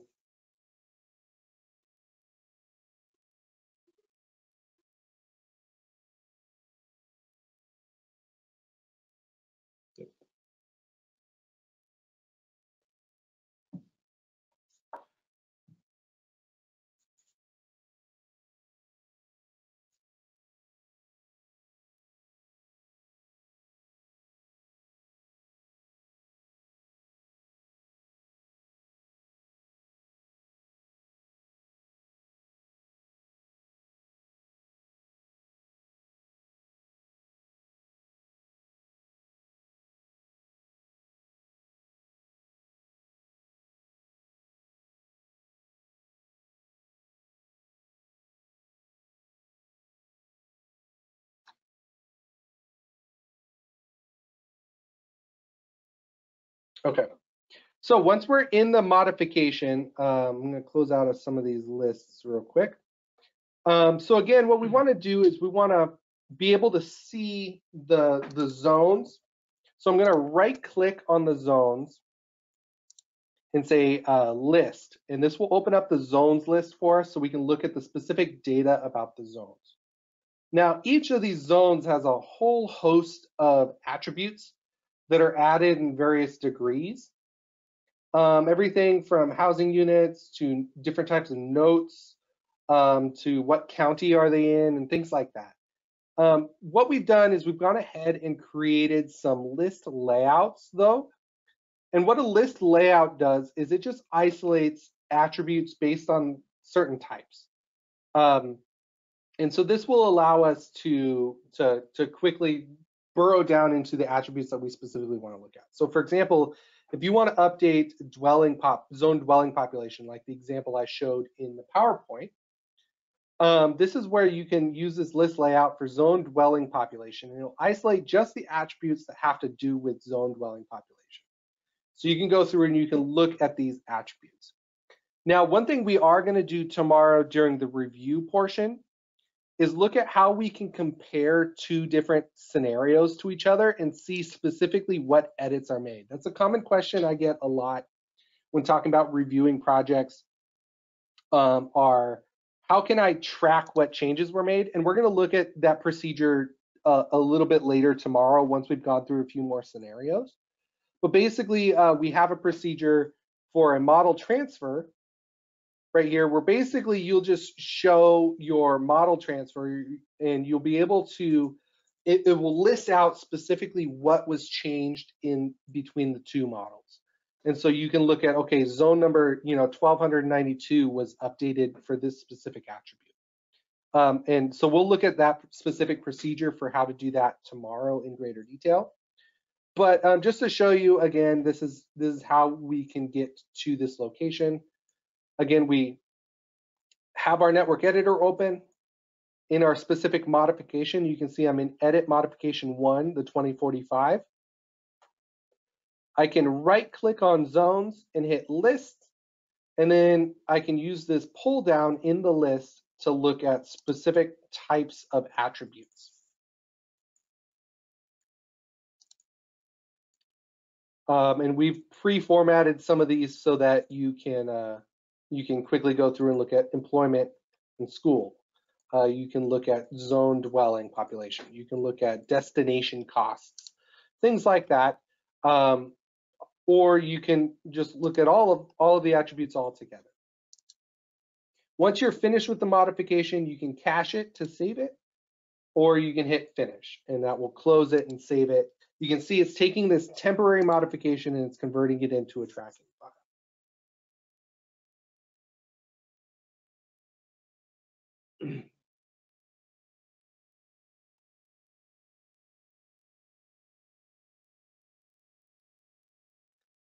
And while this is closing, just a quick reminder, we are having a second Q&A session at the end of the day. But also, if you have any questions in the meantime, Johnson and Chayton are responding to those in the chat. So if you have any questions or need anything reiterated, please let us know via the chat.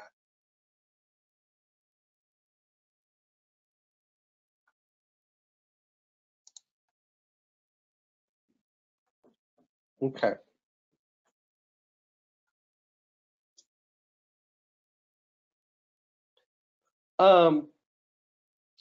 Before we had a question about model keys, referring to cube keys. This is one thing that we also do in Visum is in the network settings window, we have user-defined attributes for the model year. In this case, for our forecast year 2045, we're changing the model year to 2045. The reason we have this model year here is because you might have different zones being added or removed between the model year forecast years that you're looking at. And that's what happened with the 2045 model. In the 2015 model, we had a certain number of zones. And in the 2045 model, we had a separate set of zones. And so when we ran our scenario manager, again, it wants to run those two scenarios, the 2015 and the 2045, in parallel. So it's trying to run both of these kind of at the same time in the background. So it's running both procedures at the same time. But what was happening was it was sharing certain types of data between them, and they had different sets of zones. So we had to create that model year key so that it remembered how many zones were in each of the model years. So that'll be something that we're going to do in the 2022 edit here in a couple minutes when we get to it. Here in our file folder, we also have some demand matrix storage updates that are done. And this is primarily for a file and information storage purpose. Visum can store all of this internally, but then it makes the Visum file itself very, very large. And so we have different features and procedures in place that will store these to your hard disk as opposed to your RAM memory. That's just a little bit of a background on why the model is structured the way it is. And so for those purposes, under our shared data, we have an inputs folder. Now we can look at our file project directory here. If we go under the shared data folder and then go into inputs, we have certain model files here that are, again, storing trip data and zone data externally of the Visum project to kind of save on that memory.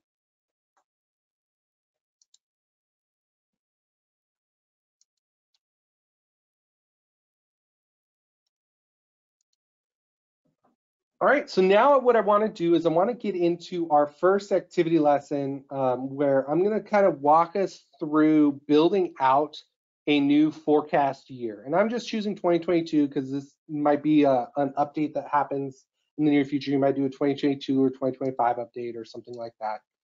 Or you might have a new horizon that you want to look at. So we're looking at 2022 and what goes into setting up the basic building blocks of a new scenario for 2022. The first thing we're going to do is we're going to create a new modification. And then we're going to edit the modification in such a way that it's easy to figure out from the layman's perspective, what is the modification, right? So we're going to say code 2022, and we're going to put in a description that describes the scenario in a way that is easy to read. In this case, we're going to be updating the base version. You can also have scenarios be dependent on other scenarios. So for example, a signal timing optimization dependent on a new build because you're building out the intersections and then you're optimizing. But in our case, we're going to just be updating the base version. So we're going to select the base version as our base scenario. The key update that we're going to do is we're going to change the model year to 2022 in the network settings. And we're also going to make sure that we have these model inputs created. I don't remember if the model that you guys have provided has these 2022 matrix files or not, but either way, we're going to go through and we're going to double check.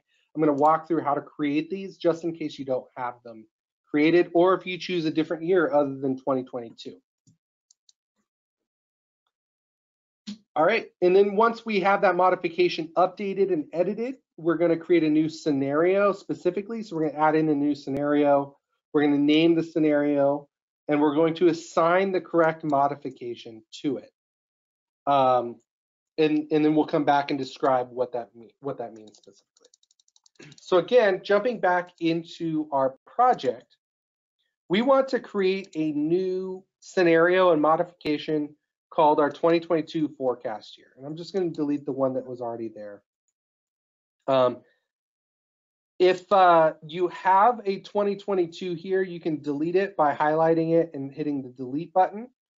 Just know that you can't undo once you've deleted a scenario. So only delete scenarios if you really, really are sure about it.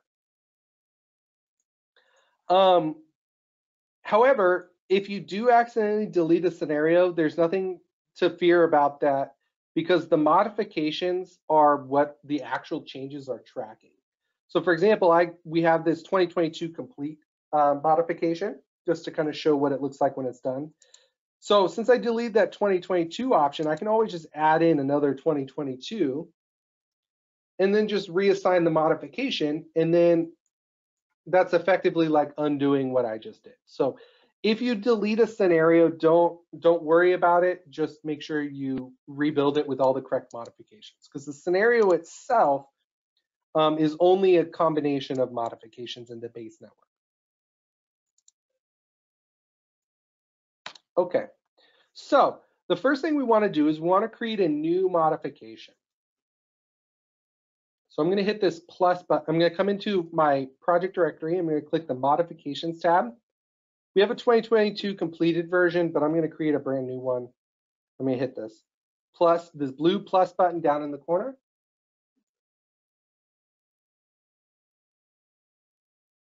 And here, this create modification code, this code has to be a unique name from the other modifications. So in this case, I'm going to call it 2022, just to be consistent with our 2045 modification. And then in our description, I'm just going to call this forecast network and land use for 2022.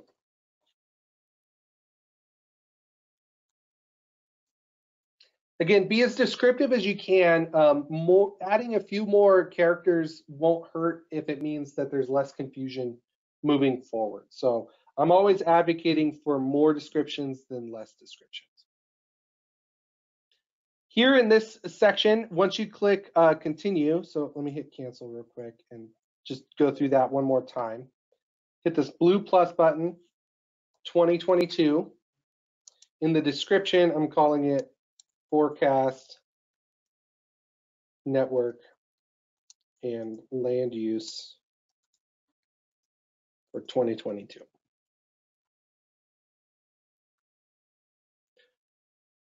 Once you hit OK on this window, this create modification window, it'll automatically open up the select base scenario option.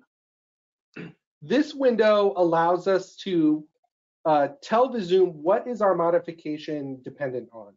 Meaning, is it going to be an edit of the base version, or is it going to be an edit of another specific scenario?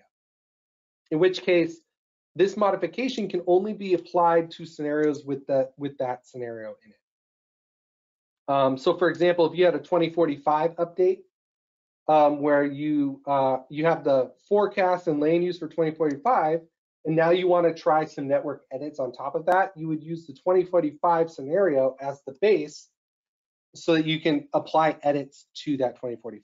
But for us, the base version is going to be where we're going, because we're not making any major changes to the base version. Once you have the base version selected, we're going to click OK, and that will open up the modification as a new modification. So it's reading in the base version right now,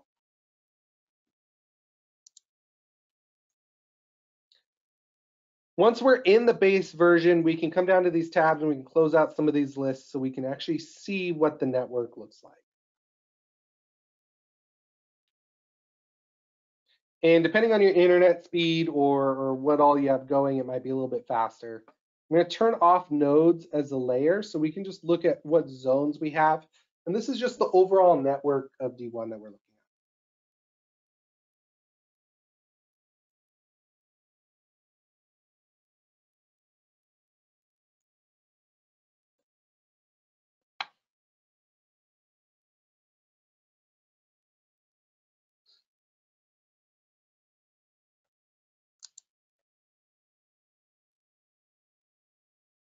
I'm just going to give everybody that is following along a minute or two to get to this point and see if anything comes into the chat. If you're having any issues getting to this point, let us know, and I can go back and show some things as well. I guess, like, you know, I can ask like one question that came in, like, you know, relating to this. So one person was asking, like, you know, all the changes that you're making, are those going to be saved automatically? When you hit, if the changes within a modification are saved when you hit the finish or cache button. If you're in the project directory, so let me just go back to the project directory real quick. I'm gonna hit finish. When I hit finish here, any changes you've made will be saved here. When we're in the scenario manager here, any changes that are made here are automatically saved. When you close the project or anything like that, they're just immediately written to hard disk. So in this case, if I just close the project after creating a new modification, it would be there. Because the second you hit this plus button, what it's going to do is it's going to write a new folder. Not here. Where is my folder? Desktop. The second you hit this, for example, with the modifications, when you add in a new modification, it's immediately going to create a tracking file that's empty. So the second I hit the plus button here and I type in a test and hit OK, and then when I select base version here, you can see that this row's been added, and you can see that before I've even finished constructing the modification, it's already saved that modification's data in this tracking file. So any edits you make within the base or within that scenario manager are immediately being written or deleted from hard disk. That's why undo doesn't really work in that scenario manager window. If you delete a scenario, it just immediately wipes the scenario folder away. So you're going to have to be careful about what you add and delete from here, from the perspective of, okay, if we take a look at this, if I hit delete, it'll ask, do you really want to delete it? And when you hit yes, that's a permanent change. Because if we go back to here, you see that modification 10 tracking file is gone. So just be careful about that, because yes, the changes are immediately saved moving forward.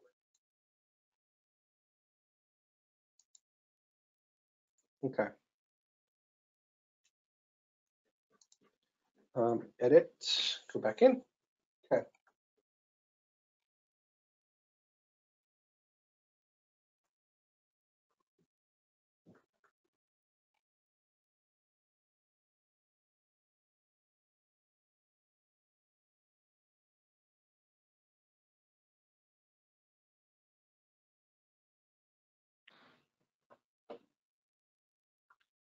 All right, so once you're in the modification, again, I'm just going to close out of these lists.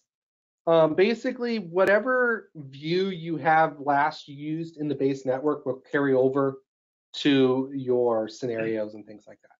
So I'm going to turn off the nodes just so, again, we can see where we're at.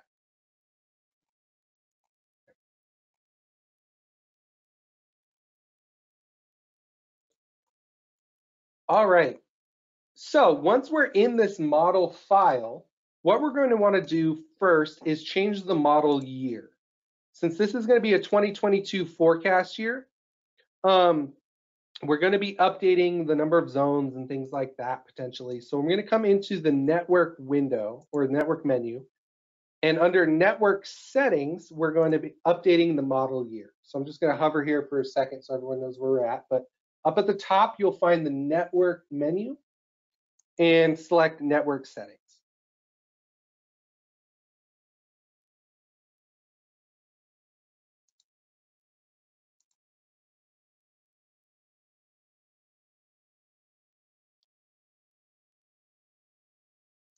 Okay. Once you, again, network settings, once you click that, it'll open up your network settings window. This is where you can change the units, you can change the coordinate system, you can change the user-defined attributes and things like that.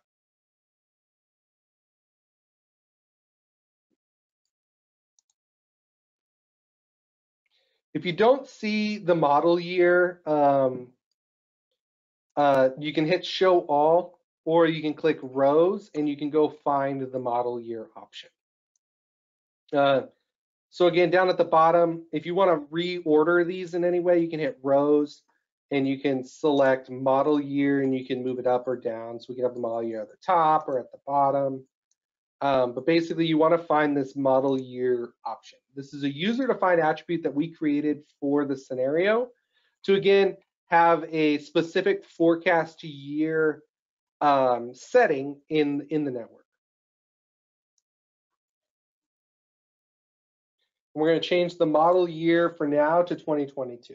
Yes, typically in your forecast year, you'll be changing multiple attributes, but just for simplicity's sake, we're changing the model year. And again, if you can't see model year, hit the show all button and that'll pull up all attributes, or you can click the rows option to select which specific attributes you want to select.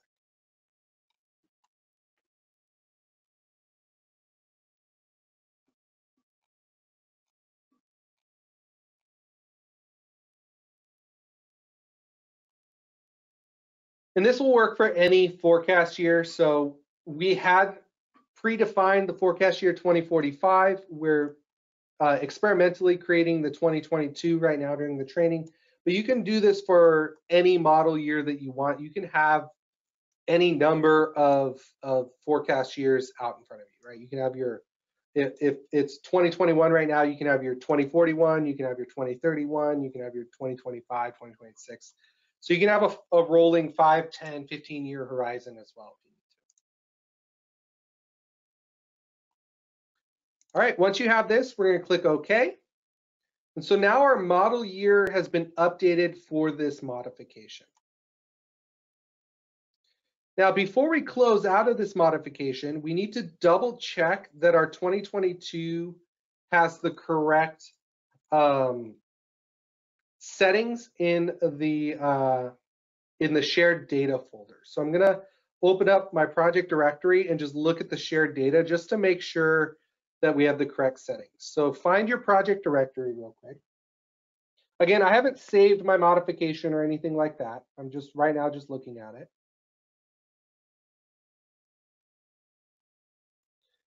And then in our project directory, where we see our Visum project database and our version file, there should be a folder called shared data. And the shared data is a folder where common data between different scenarios is stored.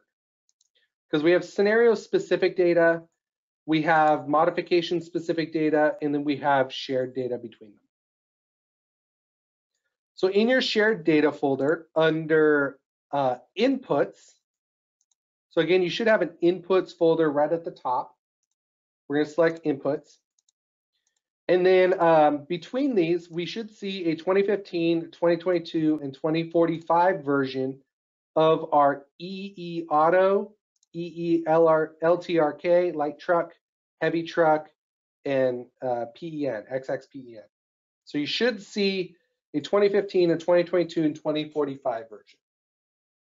If you don't see this, or say you're doing a different model year, then all you have to do is take whatever your base model year that you're basing it off of. So since ours is based off the 2015, just right click and copy and paste it. Basically duplicate this file, Control C, Control V, and then just right click and rename it so that you have the correct year. So in this case, I can type in 25, right? 2025, and now we have a 2025 matrix that is based off of the same zones as the 2015 matrix. Now, your follow-up question might be, well, what if we change the zones? That's fine, because what's going to happen is the modification in the procedure sequences, all it's doing is looking for a file with the same model year that you specified in your network settings. So what it's doing is in the modification, it's looking at the network settings and saying, okay, what's the model year? I want to pull up that same matrix with that same model year. So in this case, it's going to pull up the matrix that ends in 2022. And then any zone edits that you make, if you add or remove zones, it's going to update this specific matrix file.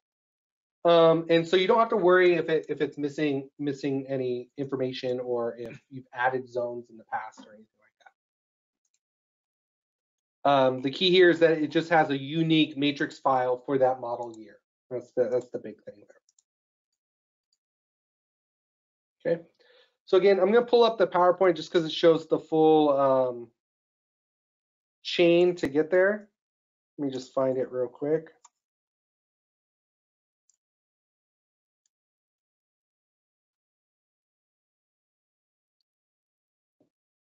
So again, if you need to add in, you're looking at your project under shared data and then inputs. So if you need to add those matrices, you can just make sure that you rename them so that they say 2022 or whatever your model year is.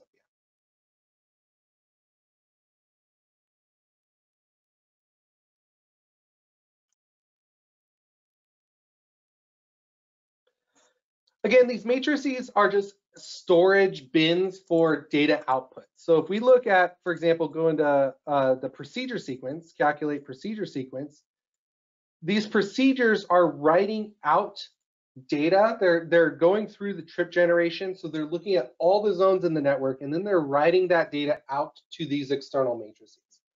The only reason we have to manually create these matrices is because we didn't put in an automated procedure to do it. But we could do that. We just didn't for this training. But basically, we just had to create a location to save the data. So in terms of whether we start with the 2045 or the 2015, it doesn't really matter because it's going to load up whatever data is in the modification into those matrix files. The procedure will automatically do that, and then it'll read from that data later on as it goes through. It goes through that information. Okay. So now that we have our new forecast year set up, again, in our network settings, we've selected the model year, and we've double checked that we have bins for that model year. We have matrix files to store the data for that model year. We're ready to go. We can hit finish. Obviously, in your forecast year, you'll probably end up changing the zone data as well, but we're going to look at how to do that tomorrow, specifically when we talk about land use updates in that example file. But for now, the big change that we did was we changed the model year. So our modification 2022 is ready to go. So we can come back into our scenarios and we can create a new modification. And again, what I did was I just hit the finish button up at the top. So if I'm in a modification, regardless of what changes I've made, I just need to make sure that when I close it, I don't hit cancel. I don't hit the big X. If you hit, sometimes what people do is they'll hit this X up in the corner. This just closes whatever list you're looking at. So what you want to do is you want to hit finish. And that will save that mod. You see how it's taking this temp mod 9 and it's transferring it into this modification file. So what was stored in your temporary memory is now being written to your hard disk. Now we have this modification. We're going to assign it its own scenario. So I'm going to come back into the scenarios tab and I'm going to create a new scenario.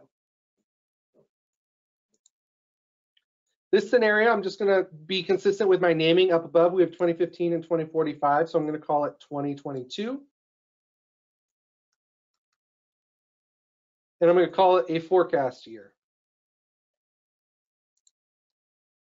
Again, you can be more descriptive or less descriptive. It's up to you. on what you want to be. But for consistency, I'm just going to call it a forecast year for now. And under modifications, we're going to select, so I'm going to click this little 3-dot button, this little ellipses here. I'm going to select which modifications I want to apply to this scenario. So I'm going to select the 2022 modification.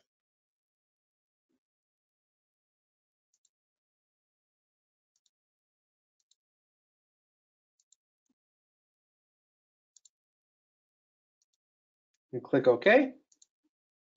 And now this scenario is all set up. Whenever the next time we open the scenario, it will load that modification for us.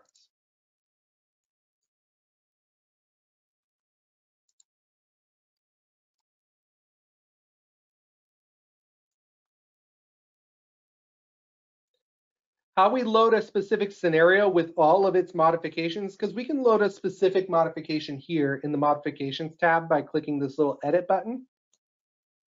If we want to load up a scenario which might have 1 modification or it might have 50 modifications, it just depends on how complex your scenarios are. You'll highlight the scenario you want to view, and then down at the bottom we actually have 2 buttons. One is to load the scenario without the calculation results. And in this case, we haven't run the calculation anyway. We haven't hit the play button on it. But if we load the marked scenario using this button on the left, it will load up the physical network, and we can go take a look at the physical network with all of the modifications combined. The button just to the side of it is load it with the results. So if you ran a scenario, you can load it with the results. So let's do that for our 2045 model. Since it's been calculated, it actually has results to be loaded. So we can actually click load results of the marked scenario. So I'm going to highlight 2045, and I'm going to click this load results of the marked scenario.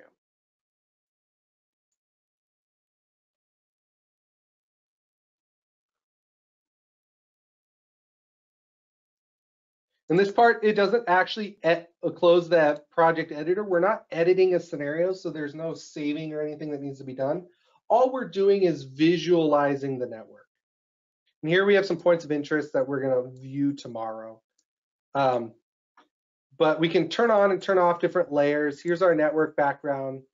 Our links, if we right click on links, we can go down to graphic parameters and actually look at the link bars. Let me turn these on just real quick.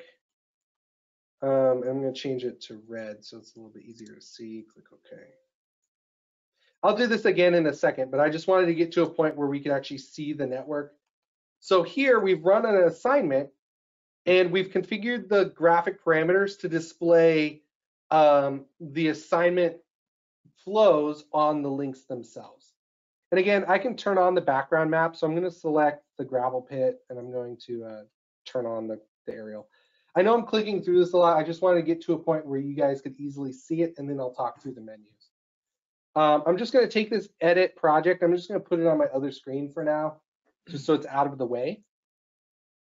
If there were any errors or anything or warnings, they would show up in this messages window at the bottom. But now we can actually view the assignment. We can look at the results. We can look at where the volumes are. Right now we're just showing link volumes, but we can look at churn volumes. We can look at node results, things like that as well. Again, to get to this point, there were a couple changes I needed to make. One was we had the background map turned off, so it was just all black. If you want to turn on the aerial maps, you click the little globe button at the top, disable background map. And then you can select between different types of background maps that just have different views. Like here's the black marble, it's just a darker view. Here's silica. I like to use gravel pit. I don't know, they have interesting names, but yeah, so this way I can kind of see the aerial imagery as well.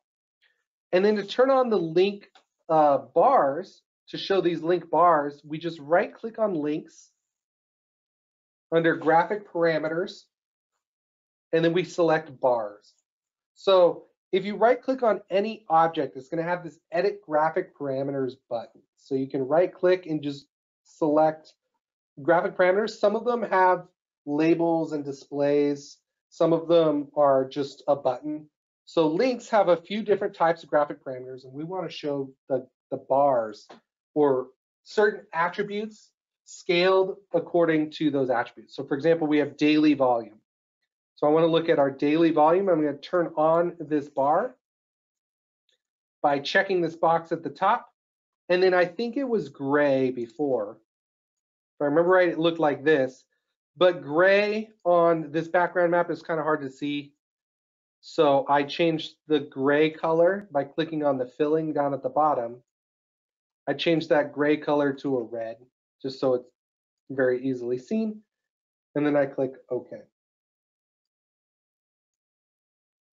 What this will do is this will populate the map. It'll take each link and it will display the volume assigned to each one of those links with a thick or skinny bar, depending on the actual volumes on the side. Don't forget that our edit project is still on the side here, so this is fine.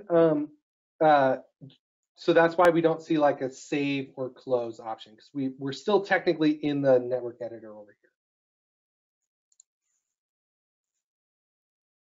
Okay. So now that we have a familiarization with our base project, again, if we look, edit the base version, that's our existing conditions. And then it has a scenario all by itself with no modifications. If we have an alternate scenario, then we come into the modifications, we create that modification, and we assign it to the scenario itself. Okay, so again, that's the basic structure of the scenario manager. Now what I want to talk through is, just one second, let me start this back up. Any edits made to the base network will apply to all modifications. So if you go back and you say, okay, our base network, we want to add in some more detail. You go back in and you say edit base version, and those changes will automatically carry over to all of your modifications. So you don't have to worry about making that edit 10 times. Or if you realize, oh, there was a mistake, the alignment of this link was drawn wrong or is imported from a shapefile incorrectly, you can just go back into the base network, adjust that alignment, and it will update all of your modifications. Any edits made within the modifications, though, will override the base network. So if you assign a node to be stop controlled in the base network, and then assign in a modification, you change that to a signal, that will override in those scenarios the base network. So if you go back into the base network and change it from a stop controlled to a yield controlled, it won't update your modification because the modification says to update it already. So they kind of layer on top of each other. And how it'll work is when you load a scenario, it will first load the base network, and then it will start stacking on modifications in a specific order.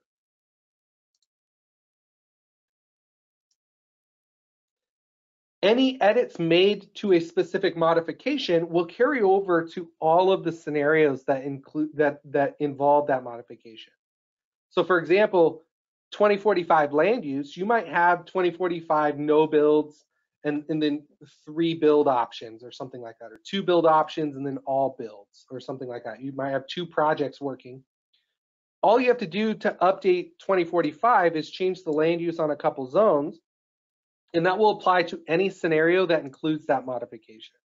So that way you don't have to repeat that edit multiple times, which would introduce opportunity for user input error, right? So you just input it once and it automatically applies to all scenarios.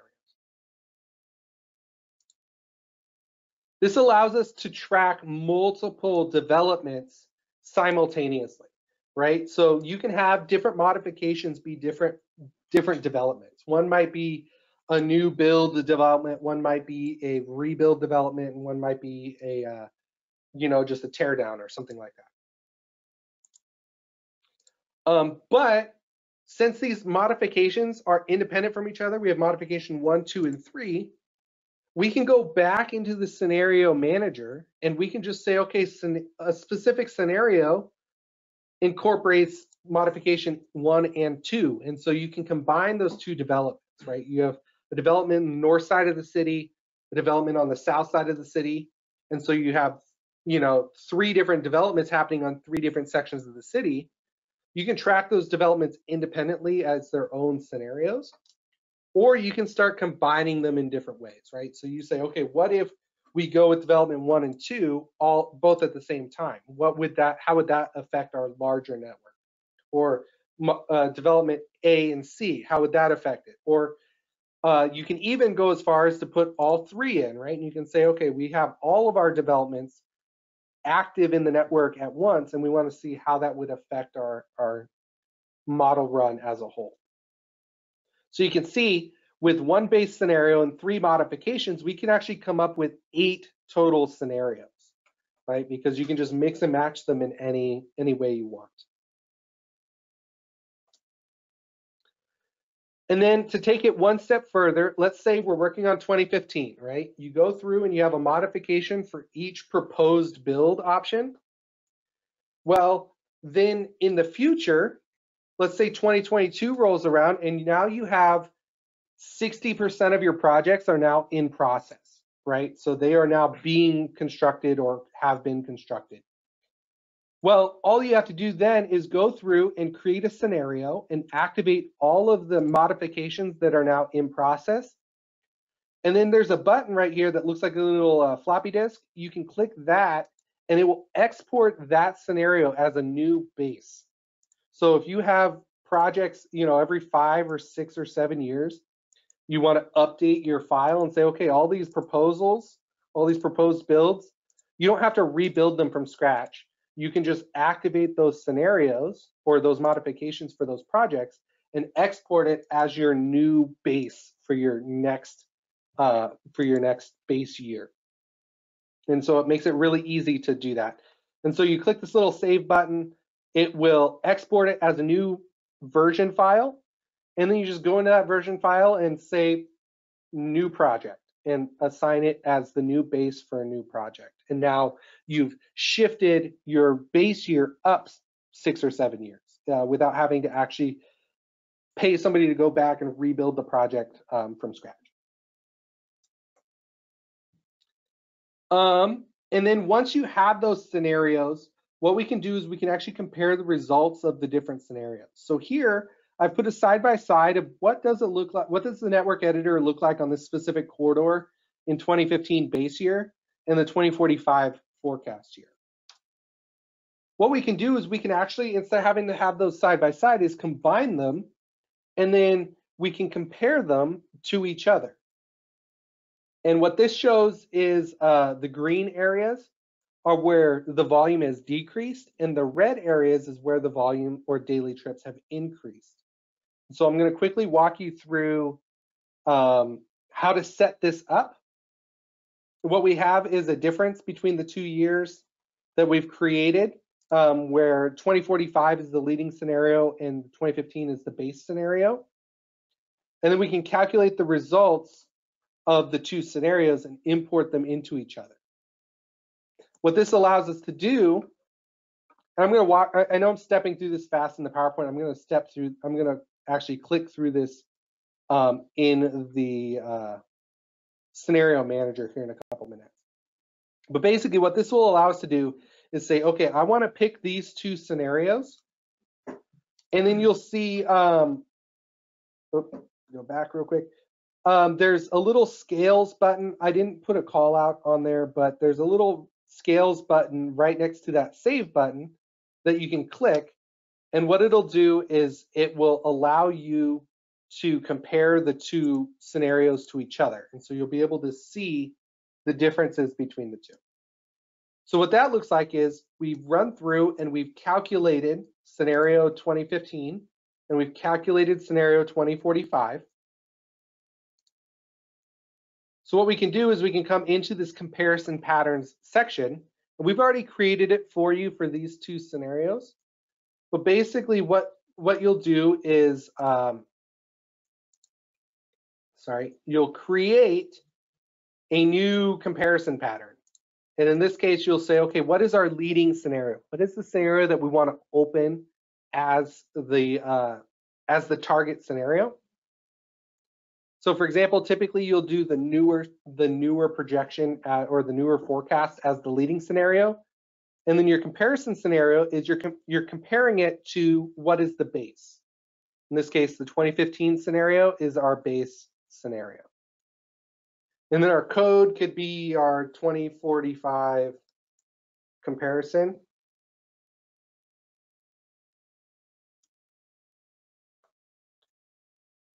And what this will do is this will say, okay, we subtract the results of the 2015 run from those of the 2045 run. So essentially, we'll take the link volume, for example, of the 2045, and we'll subtract away the link volume of the 2015, and we'll say, okay, is that positive or negative?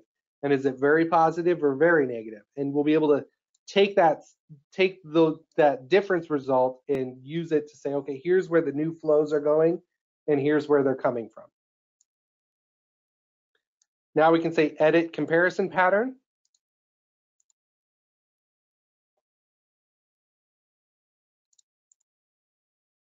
And we'll say use attributes from the comparison network. That's fine. We'll click OK. And then just for simplicity's sake, I'm going to just say just leave it as is, but you can pick and choose what specific objects you want to compare.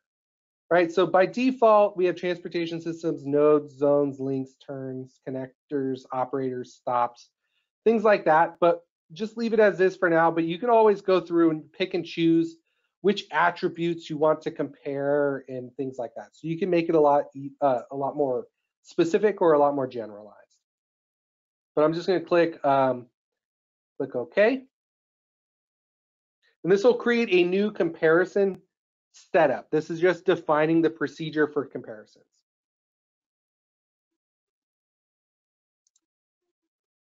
We'll click Finish.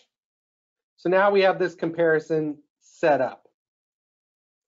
What we can do is we can come back into our scenarios and just highlight the two scenarios that we want to compare. I'm holding Control and I control click both of these.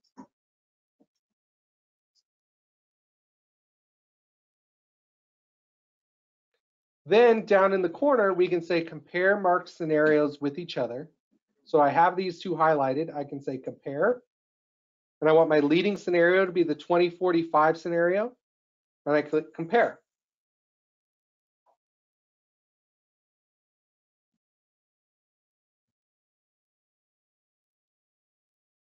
And I'll come back through and do this again a second time.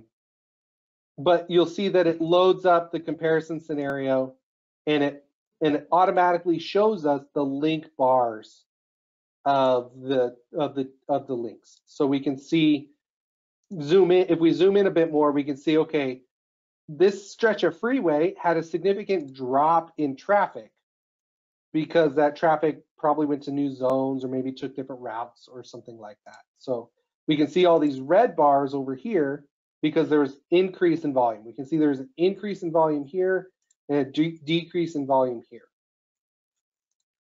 So again, to do a comparison, you just highlight the two scenarios that you want to compare.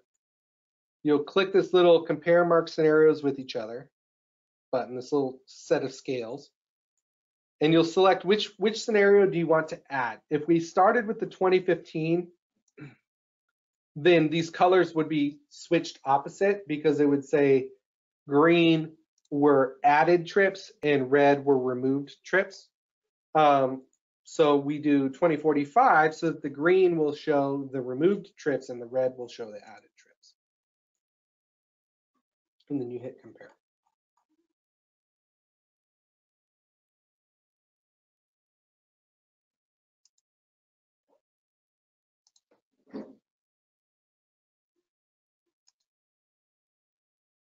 Now we had a question about how do we create link bars? Again, what we'll do is come over to the links and we'll right click on the links option and you'll say graphic parameters and go to bars. So right click on links, graphic parameters, and go to bars. In your bars menu, you may have some bars predefined. In this model, there should be. So you just need to check on the ones that you want. So for example, if we turn off this bar 4 and turn on bar 3, and then let's say I make it blue just so it's easier to see, what this will show is this will show the daily volume of the 2015 results, right? So the bars in this case are scaled on the daily volume. And we can see that here up in the corner on the legend, but in the link bars graphic parameters, we can also see that here. There's the scaling attribute ID. We see volume DA 2015.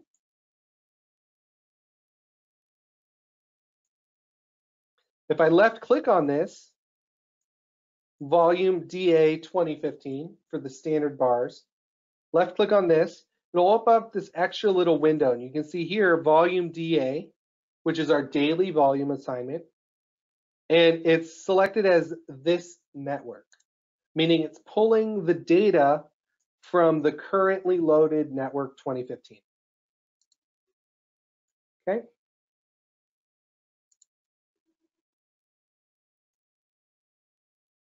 Or actually, I think I undid that, cancel. Graphic bars, there we go. DA-2015, so I had to actually burrow down to 2015 and hit value, and then click OK, and that will give us our 2015 value. Right? We can also do a comparison, and in this case, what it's comparing to is this volume DA compared to the 2045. So this bar is showing the difference between 2045. So this is the volume daily minus the 2015 value. So you see how there's a little minus button right here? Where this little, see it says volume underscore DA subtract the 2015 data. So currently we actually have the 2045 scenario loaded. If you look at the top, it says calculate scenario 2 2045. So that's the current volume DA that's loaded is the 2045 volume minus the 2015 volume. So in the link bars, what you'd have to do is select the attribute and you want to subtract out the 2015 volume. And that will create, that's how you create those bars. You also just need to make sure that if you're still not able to see the bars, make sure this box is checked. And then you might have to come back up to bars over here on the side where it says bars. Under draw layer links, you'll have to make sure that the bars checkbox is actually turned off.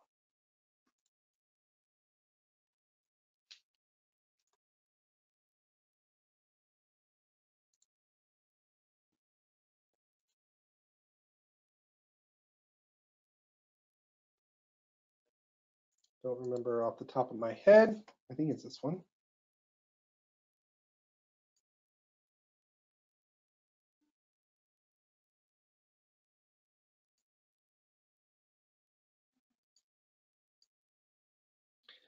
So if you want to reconfigure this, I just loaded up a blank version so you can see how I can reconfigure the bars. It might say something like this, scaling attribute is not selected.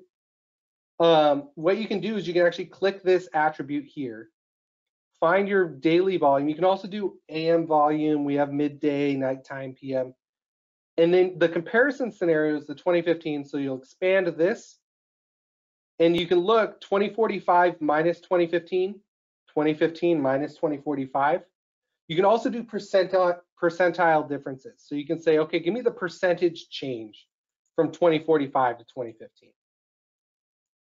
And so you can see, okay, where was the highest percentage of change, right? And so this way the bars are a lot fatter, but you can actually see where like, okay, there was a 44% decrease in volume here.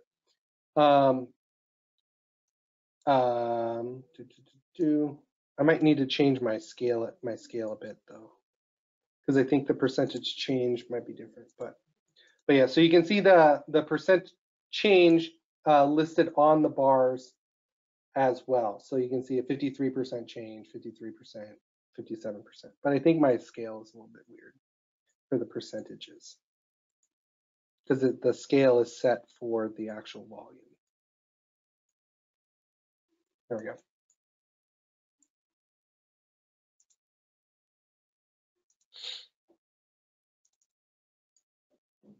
Okay. So that's how you would set up those graphic parameters for the bars and kind of see where they go.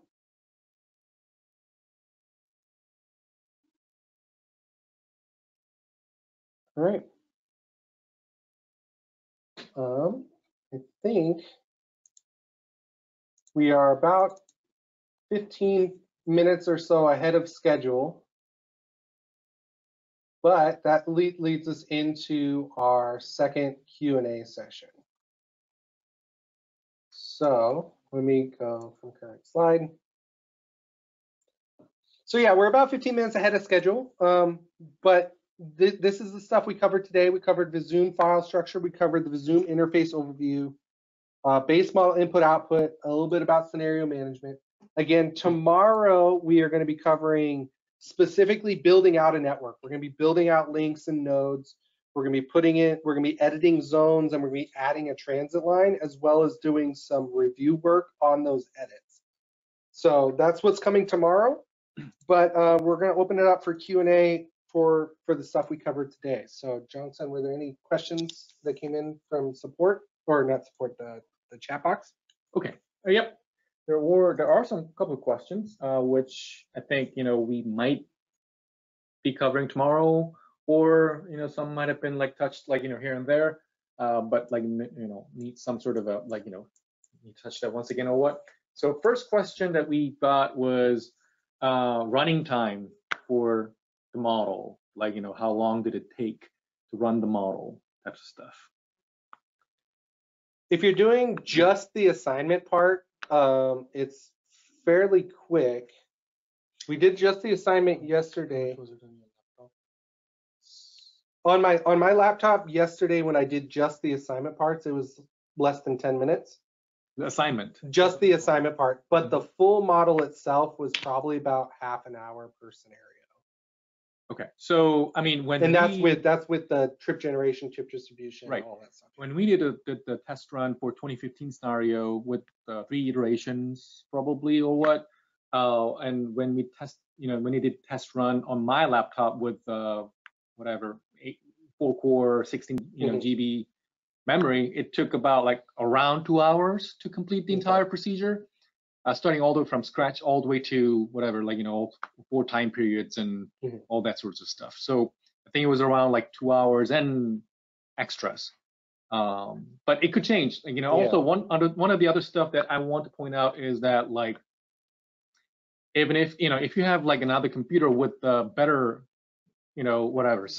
configurations, you could go ahead and do that, and that definitely will shorten up the runtime, and it will not change the result. I mean, it will not, Visum will not produce different result for the configuration with different cores and things like that. So if you have a better spec machine, then that time could be shorter, and don't need to worry about matching up number of cores with the others or what. One of the aspects also that we had designed this particular model was to take into consideration unavailability of maybe higher spec computers. So some of the steps in the model involve more, let's say, matrix IO from and to the disk. So that typically results in an increased runtime. But then the other side of it is that you can run it on, let's say, a lower spec computer with, let's say, it's 8 gigabytes of RAM. So we kind of balanced between these items so it could be run on a wider spec of computers.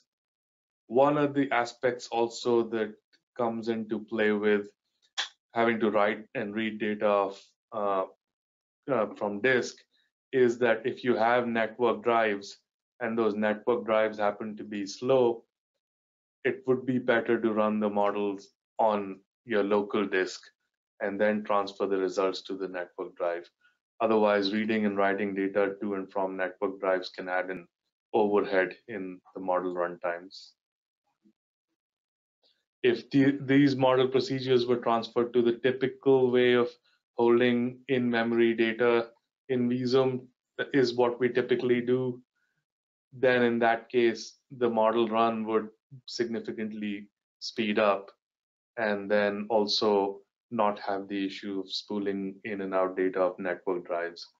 But in the interest of keeping the model as something that can be run on somewhat lower spec computers, we've designed it in such a way right now.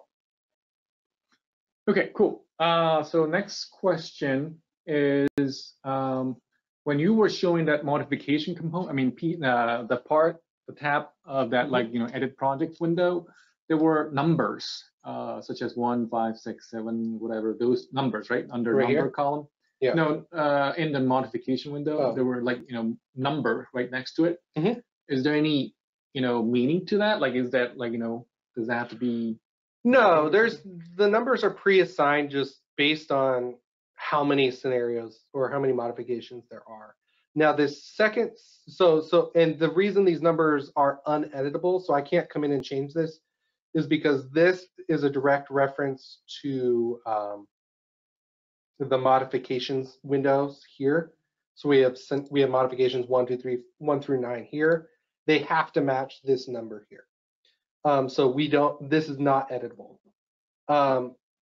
All it does though is create a unique ID number for each modification so that we can come in and select the proper modification over here.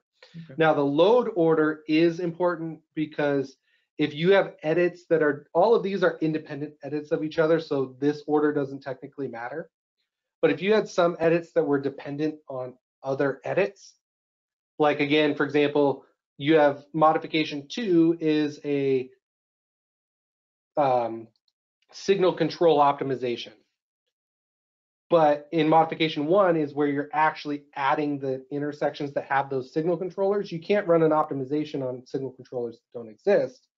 So this would, in that case, that second modification would be dependent on the first. And so the load order would have to be in the appropriate order. But typically, most modifications that I've seen, the projects are independent of each other. So, okay.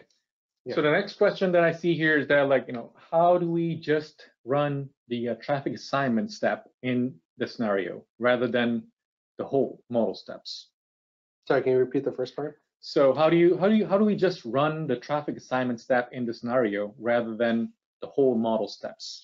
Yeah, that's something that we're going to be doing tomorrow for sure. Is we have these different sets of procedures that we can run. So here we've set up 4 different procedures that runs a specific portion of the assignment.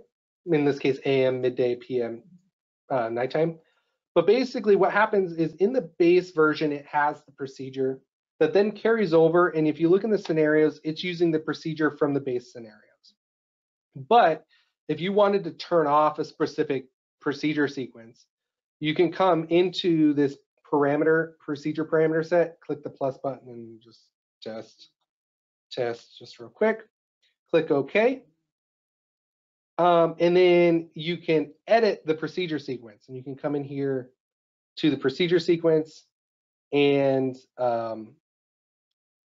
here we have different groups. So I'm just going to collapse all groups. We have different groups of procedure types, from distributions to assignments and things like that. So you can just come in here and turn off all of these procedures. I don't know why I double clicked it. You can just turn off the procedures that you don't want, so you don't have to delete them and add them back in. And you can just leave group assignment AM, group assignment PM, midday, nighttime, things like that. So you can just run the assignment by itself. Okay. And then you just hit finish. And now this has a unique set of assignment runs. You just come in here and you can select it just right there and switch it out. Now that's one way to do it. It's a little bit of a more procedural step, just because the other way you can do it is always come back into the base version, hit edit base version, and do the same thing, and that will apply to all scenarios. Mm-hmm. So you can also come into the procedure sequence under the base scenario, turn off specific steps, which we also have done, and turn off, and then when you hit finish, it will apply to all modifications. Okay, thanks. So the next question might be something that we definitely will touch maybe tomorrow, more or less, but I'll, I'll read it up, like, but, we can, of course, cover this tomorrow. Could you show how to import network from 2015 to 2045 using modification? I think that's something that we might be doing in terms of like editing some of those, like, various modifications. We'll be doing that tomorrow. So, okay, sure. That's good. I mean, knowing the fact that it's like, after 4 p.m. over there, we don't want to click through those and, get hold of you here, like, for another 30 minutes. Okay, so that's going to be covered tomorrow. And another question, it was being asked by, like, 2 people actually, was that, like, when you were showing the scenario 2022, it was using 2015 data. So it's not necessarily automatically interpolate the data if you pick certain year in between 2015 or 2045, but you have to enter that specific year data, right? Yeah, we didn't put in any sort of, that I know of, any automated growth or anything like that. I mean, the reason why we've named it as such as 2022 is because we want to make clear that this is an illustrative model. And even though that these are procedures that we did implement in the D1 model and such, it hasn't been adopted by the district officially. So to differentiate between, let's say, a training example model that is similar to a real life model, we made that kind of nomenclature over here. Yeah. Okay. Then, okay, and the next one is, can we see these modifications visually in the network editor? Yeah, we're going to look at that tomorrow during the review process. Again, you'll come into the compare and transfer networks, and basically you can import one scenario into the other, and then it will show you the differences physically between the two. What links were added, what links were removed, what zones were added or removed, what attributes were updated. So yeah. Okay. We'll be looking at that tomorrow. Yeah, we'll go deep dive into that like tomorrow for sure. And then like next one is like, I remember, I mean, I've seen that like you've already covered this, but like, it might be worthwhile to touch it again. That like, how do you turn on the link bars? Yeah, the link bars, again, let me go into the basic, let me open up the base version just so we have something to work with real quick. So the link bars are going to be in the graphic parameters for the links. And I think I saw a question about the zones as well. Can we display the zones as centroids rather than geometries? And that's all in the graphic parameters. So you can come in here, for example, for the zones, and you can say draw point and then turn off the polygon part, and then it'll only show the zone centroids. In this case, it's showing the zone numbers, but you can also just do a symbol, and it'll show where the centers of all your zones are. And similarly for the links, for the link bars, you'll come in and right click on links and go to graphic parameters and bars. So again, let's go slow. Right click, graphic parameters, bars. Turn on the link bars. So we'll come here to bars. And this will bring you here. We have some predefined bars for you already.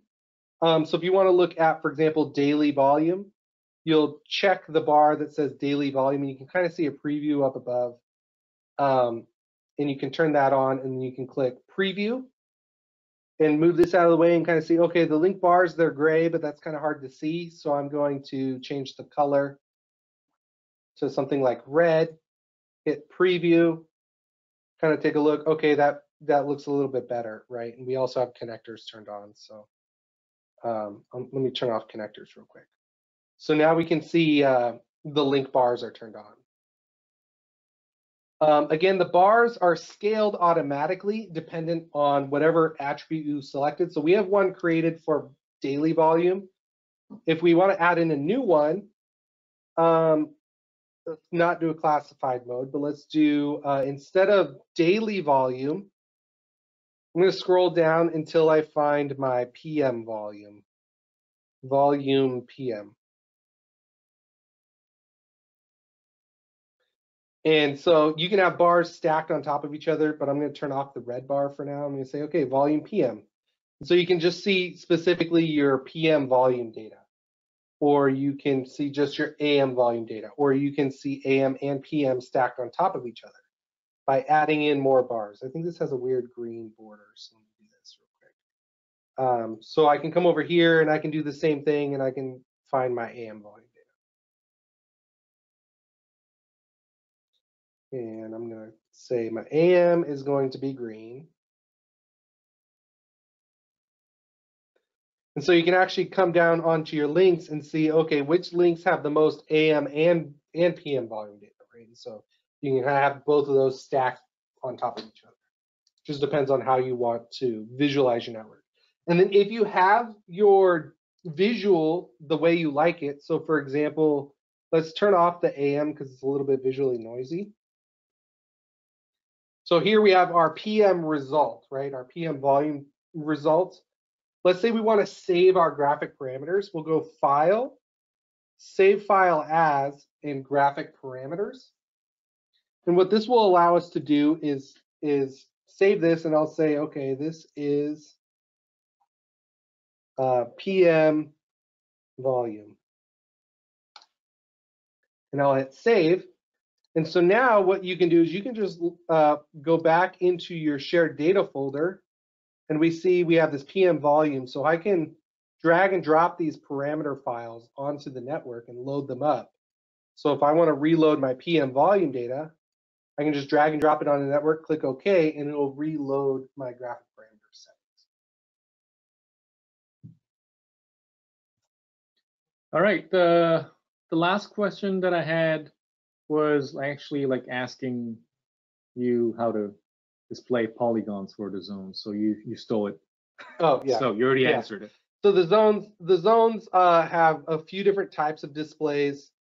Let me turn off link bars real quick, just so it's a little bit easier to kind of see the network. With the zones, you can right-click graphic parameters, and you can choose, do I want to show just the centroid, or do I want to show the whole polygon, or do I want to show both? Typically, if you show both, it gets really busy. But here are all the different types of zones as polygons, graphic parameters. Switch over to centroid, click OK, and now you can see the center points of all the zones. And also, like, some of those like predefined graphic setting could be saved and then shared with the others, if you will. So if you're like working on if you're trying to like manage the model and everything, and if you want people to share same types of graphics settings, and you definitely can save that and share with the others by turning on and off different objects, visualization of those, and settings and stuff like that. So real last thing is that like how do we change the range of scales in legend if that legend is too big, or what, like how do we change the scales and stuff like that of those? That's the, I think I'll consider it as the last question for today, and like we're gonna wrap it up right after that, I guess. So the legend, this is kind of a two-part question. Let's go back. Let me quickly turn on the link bars because that one has scalable features. Just real quick, click OK. Let me turn off the nodes and the zones.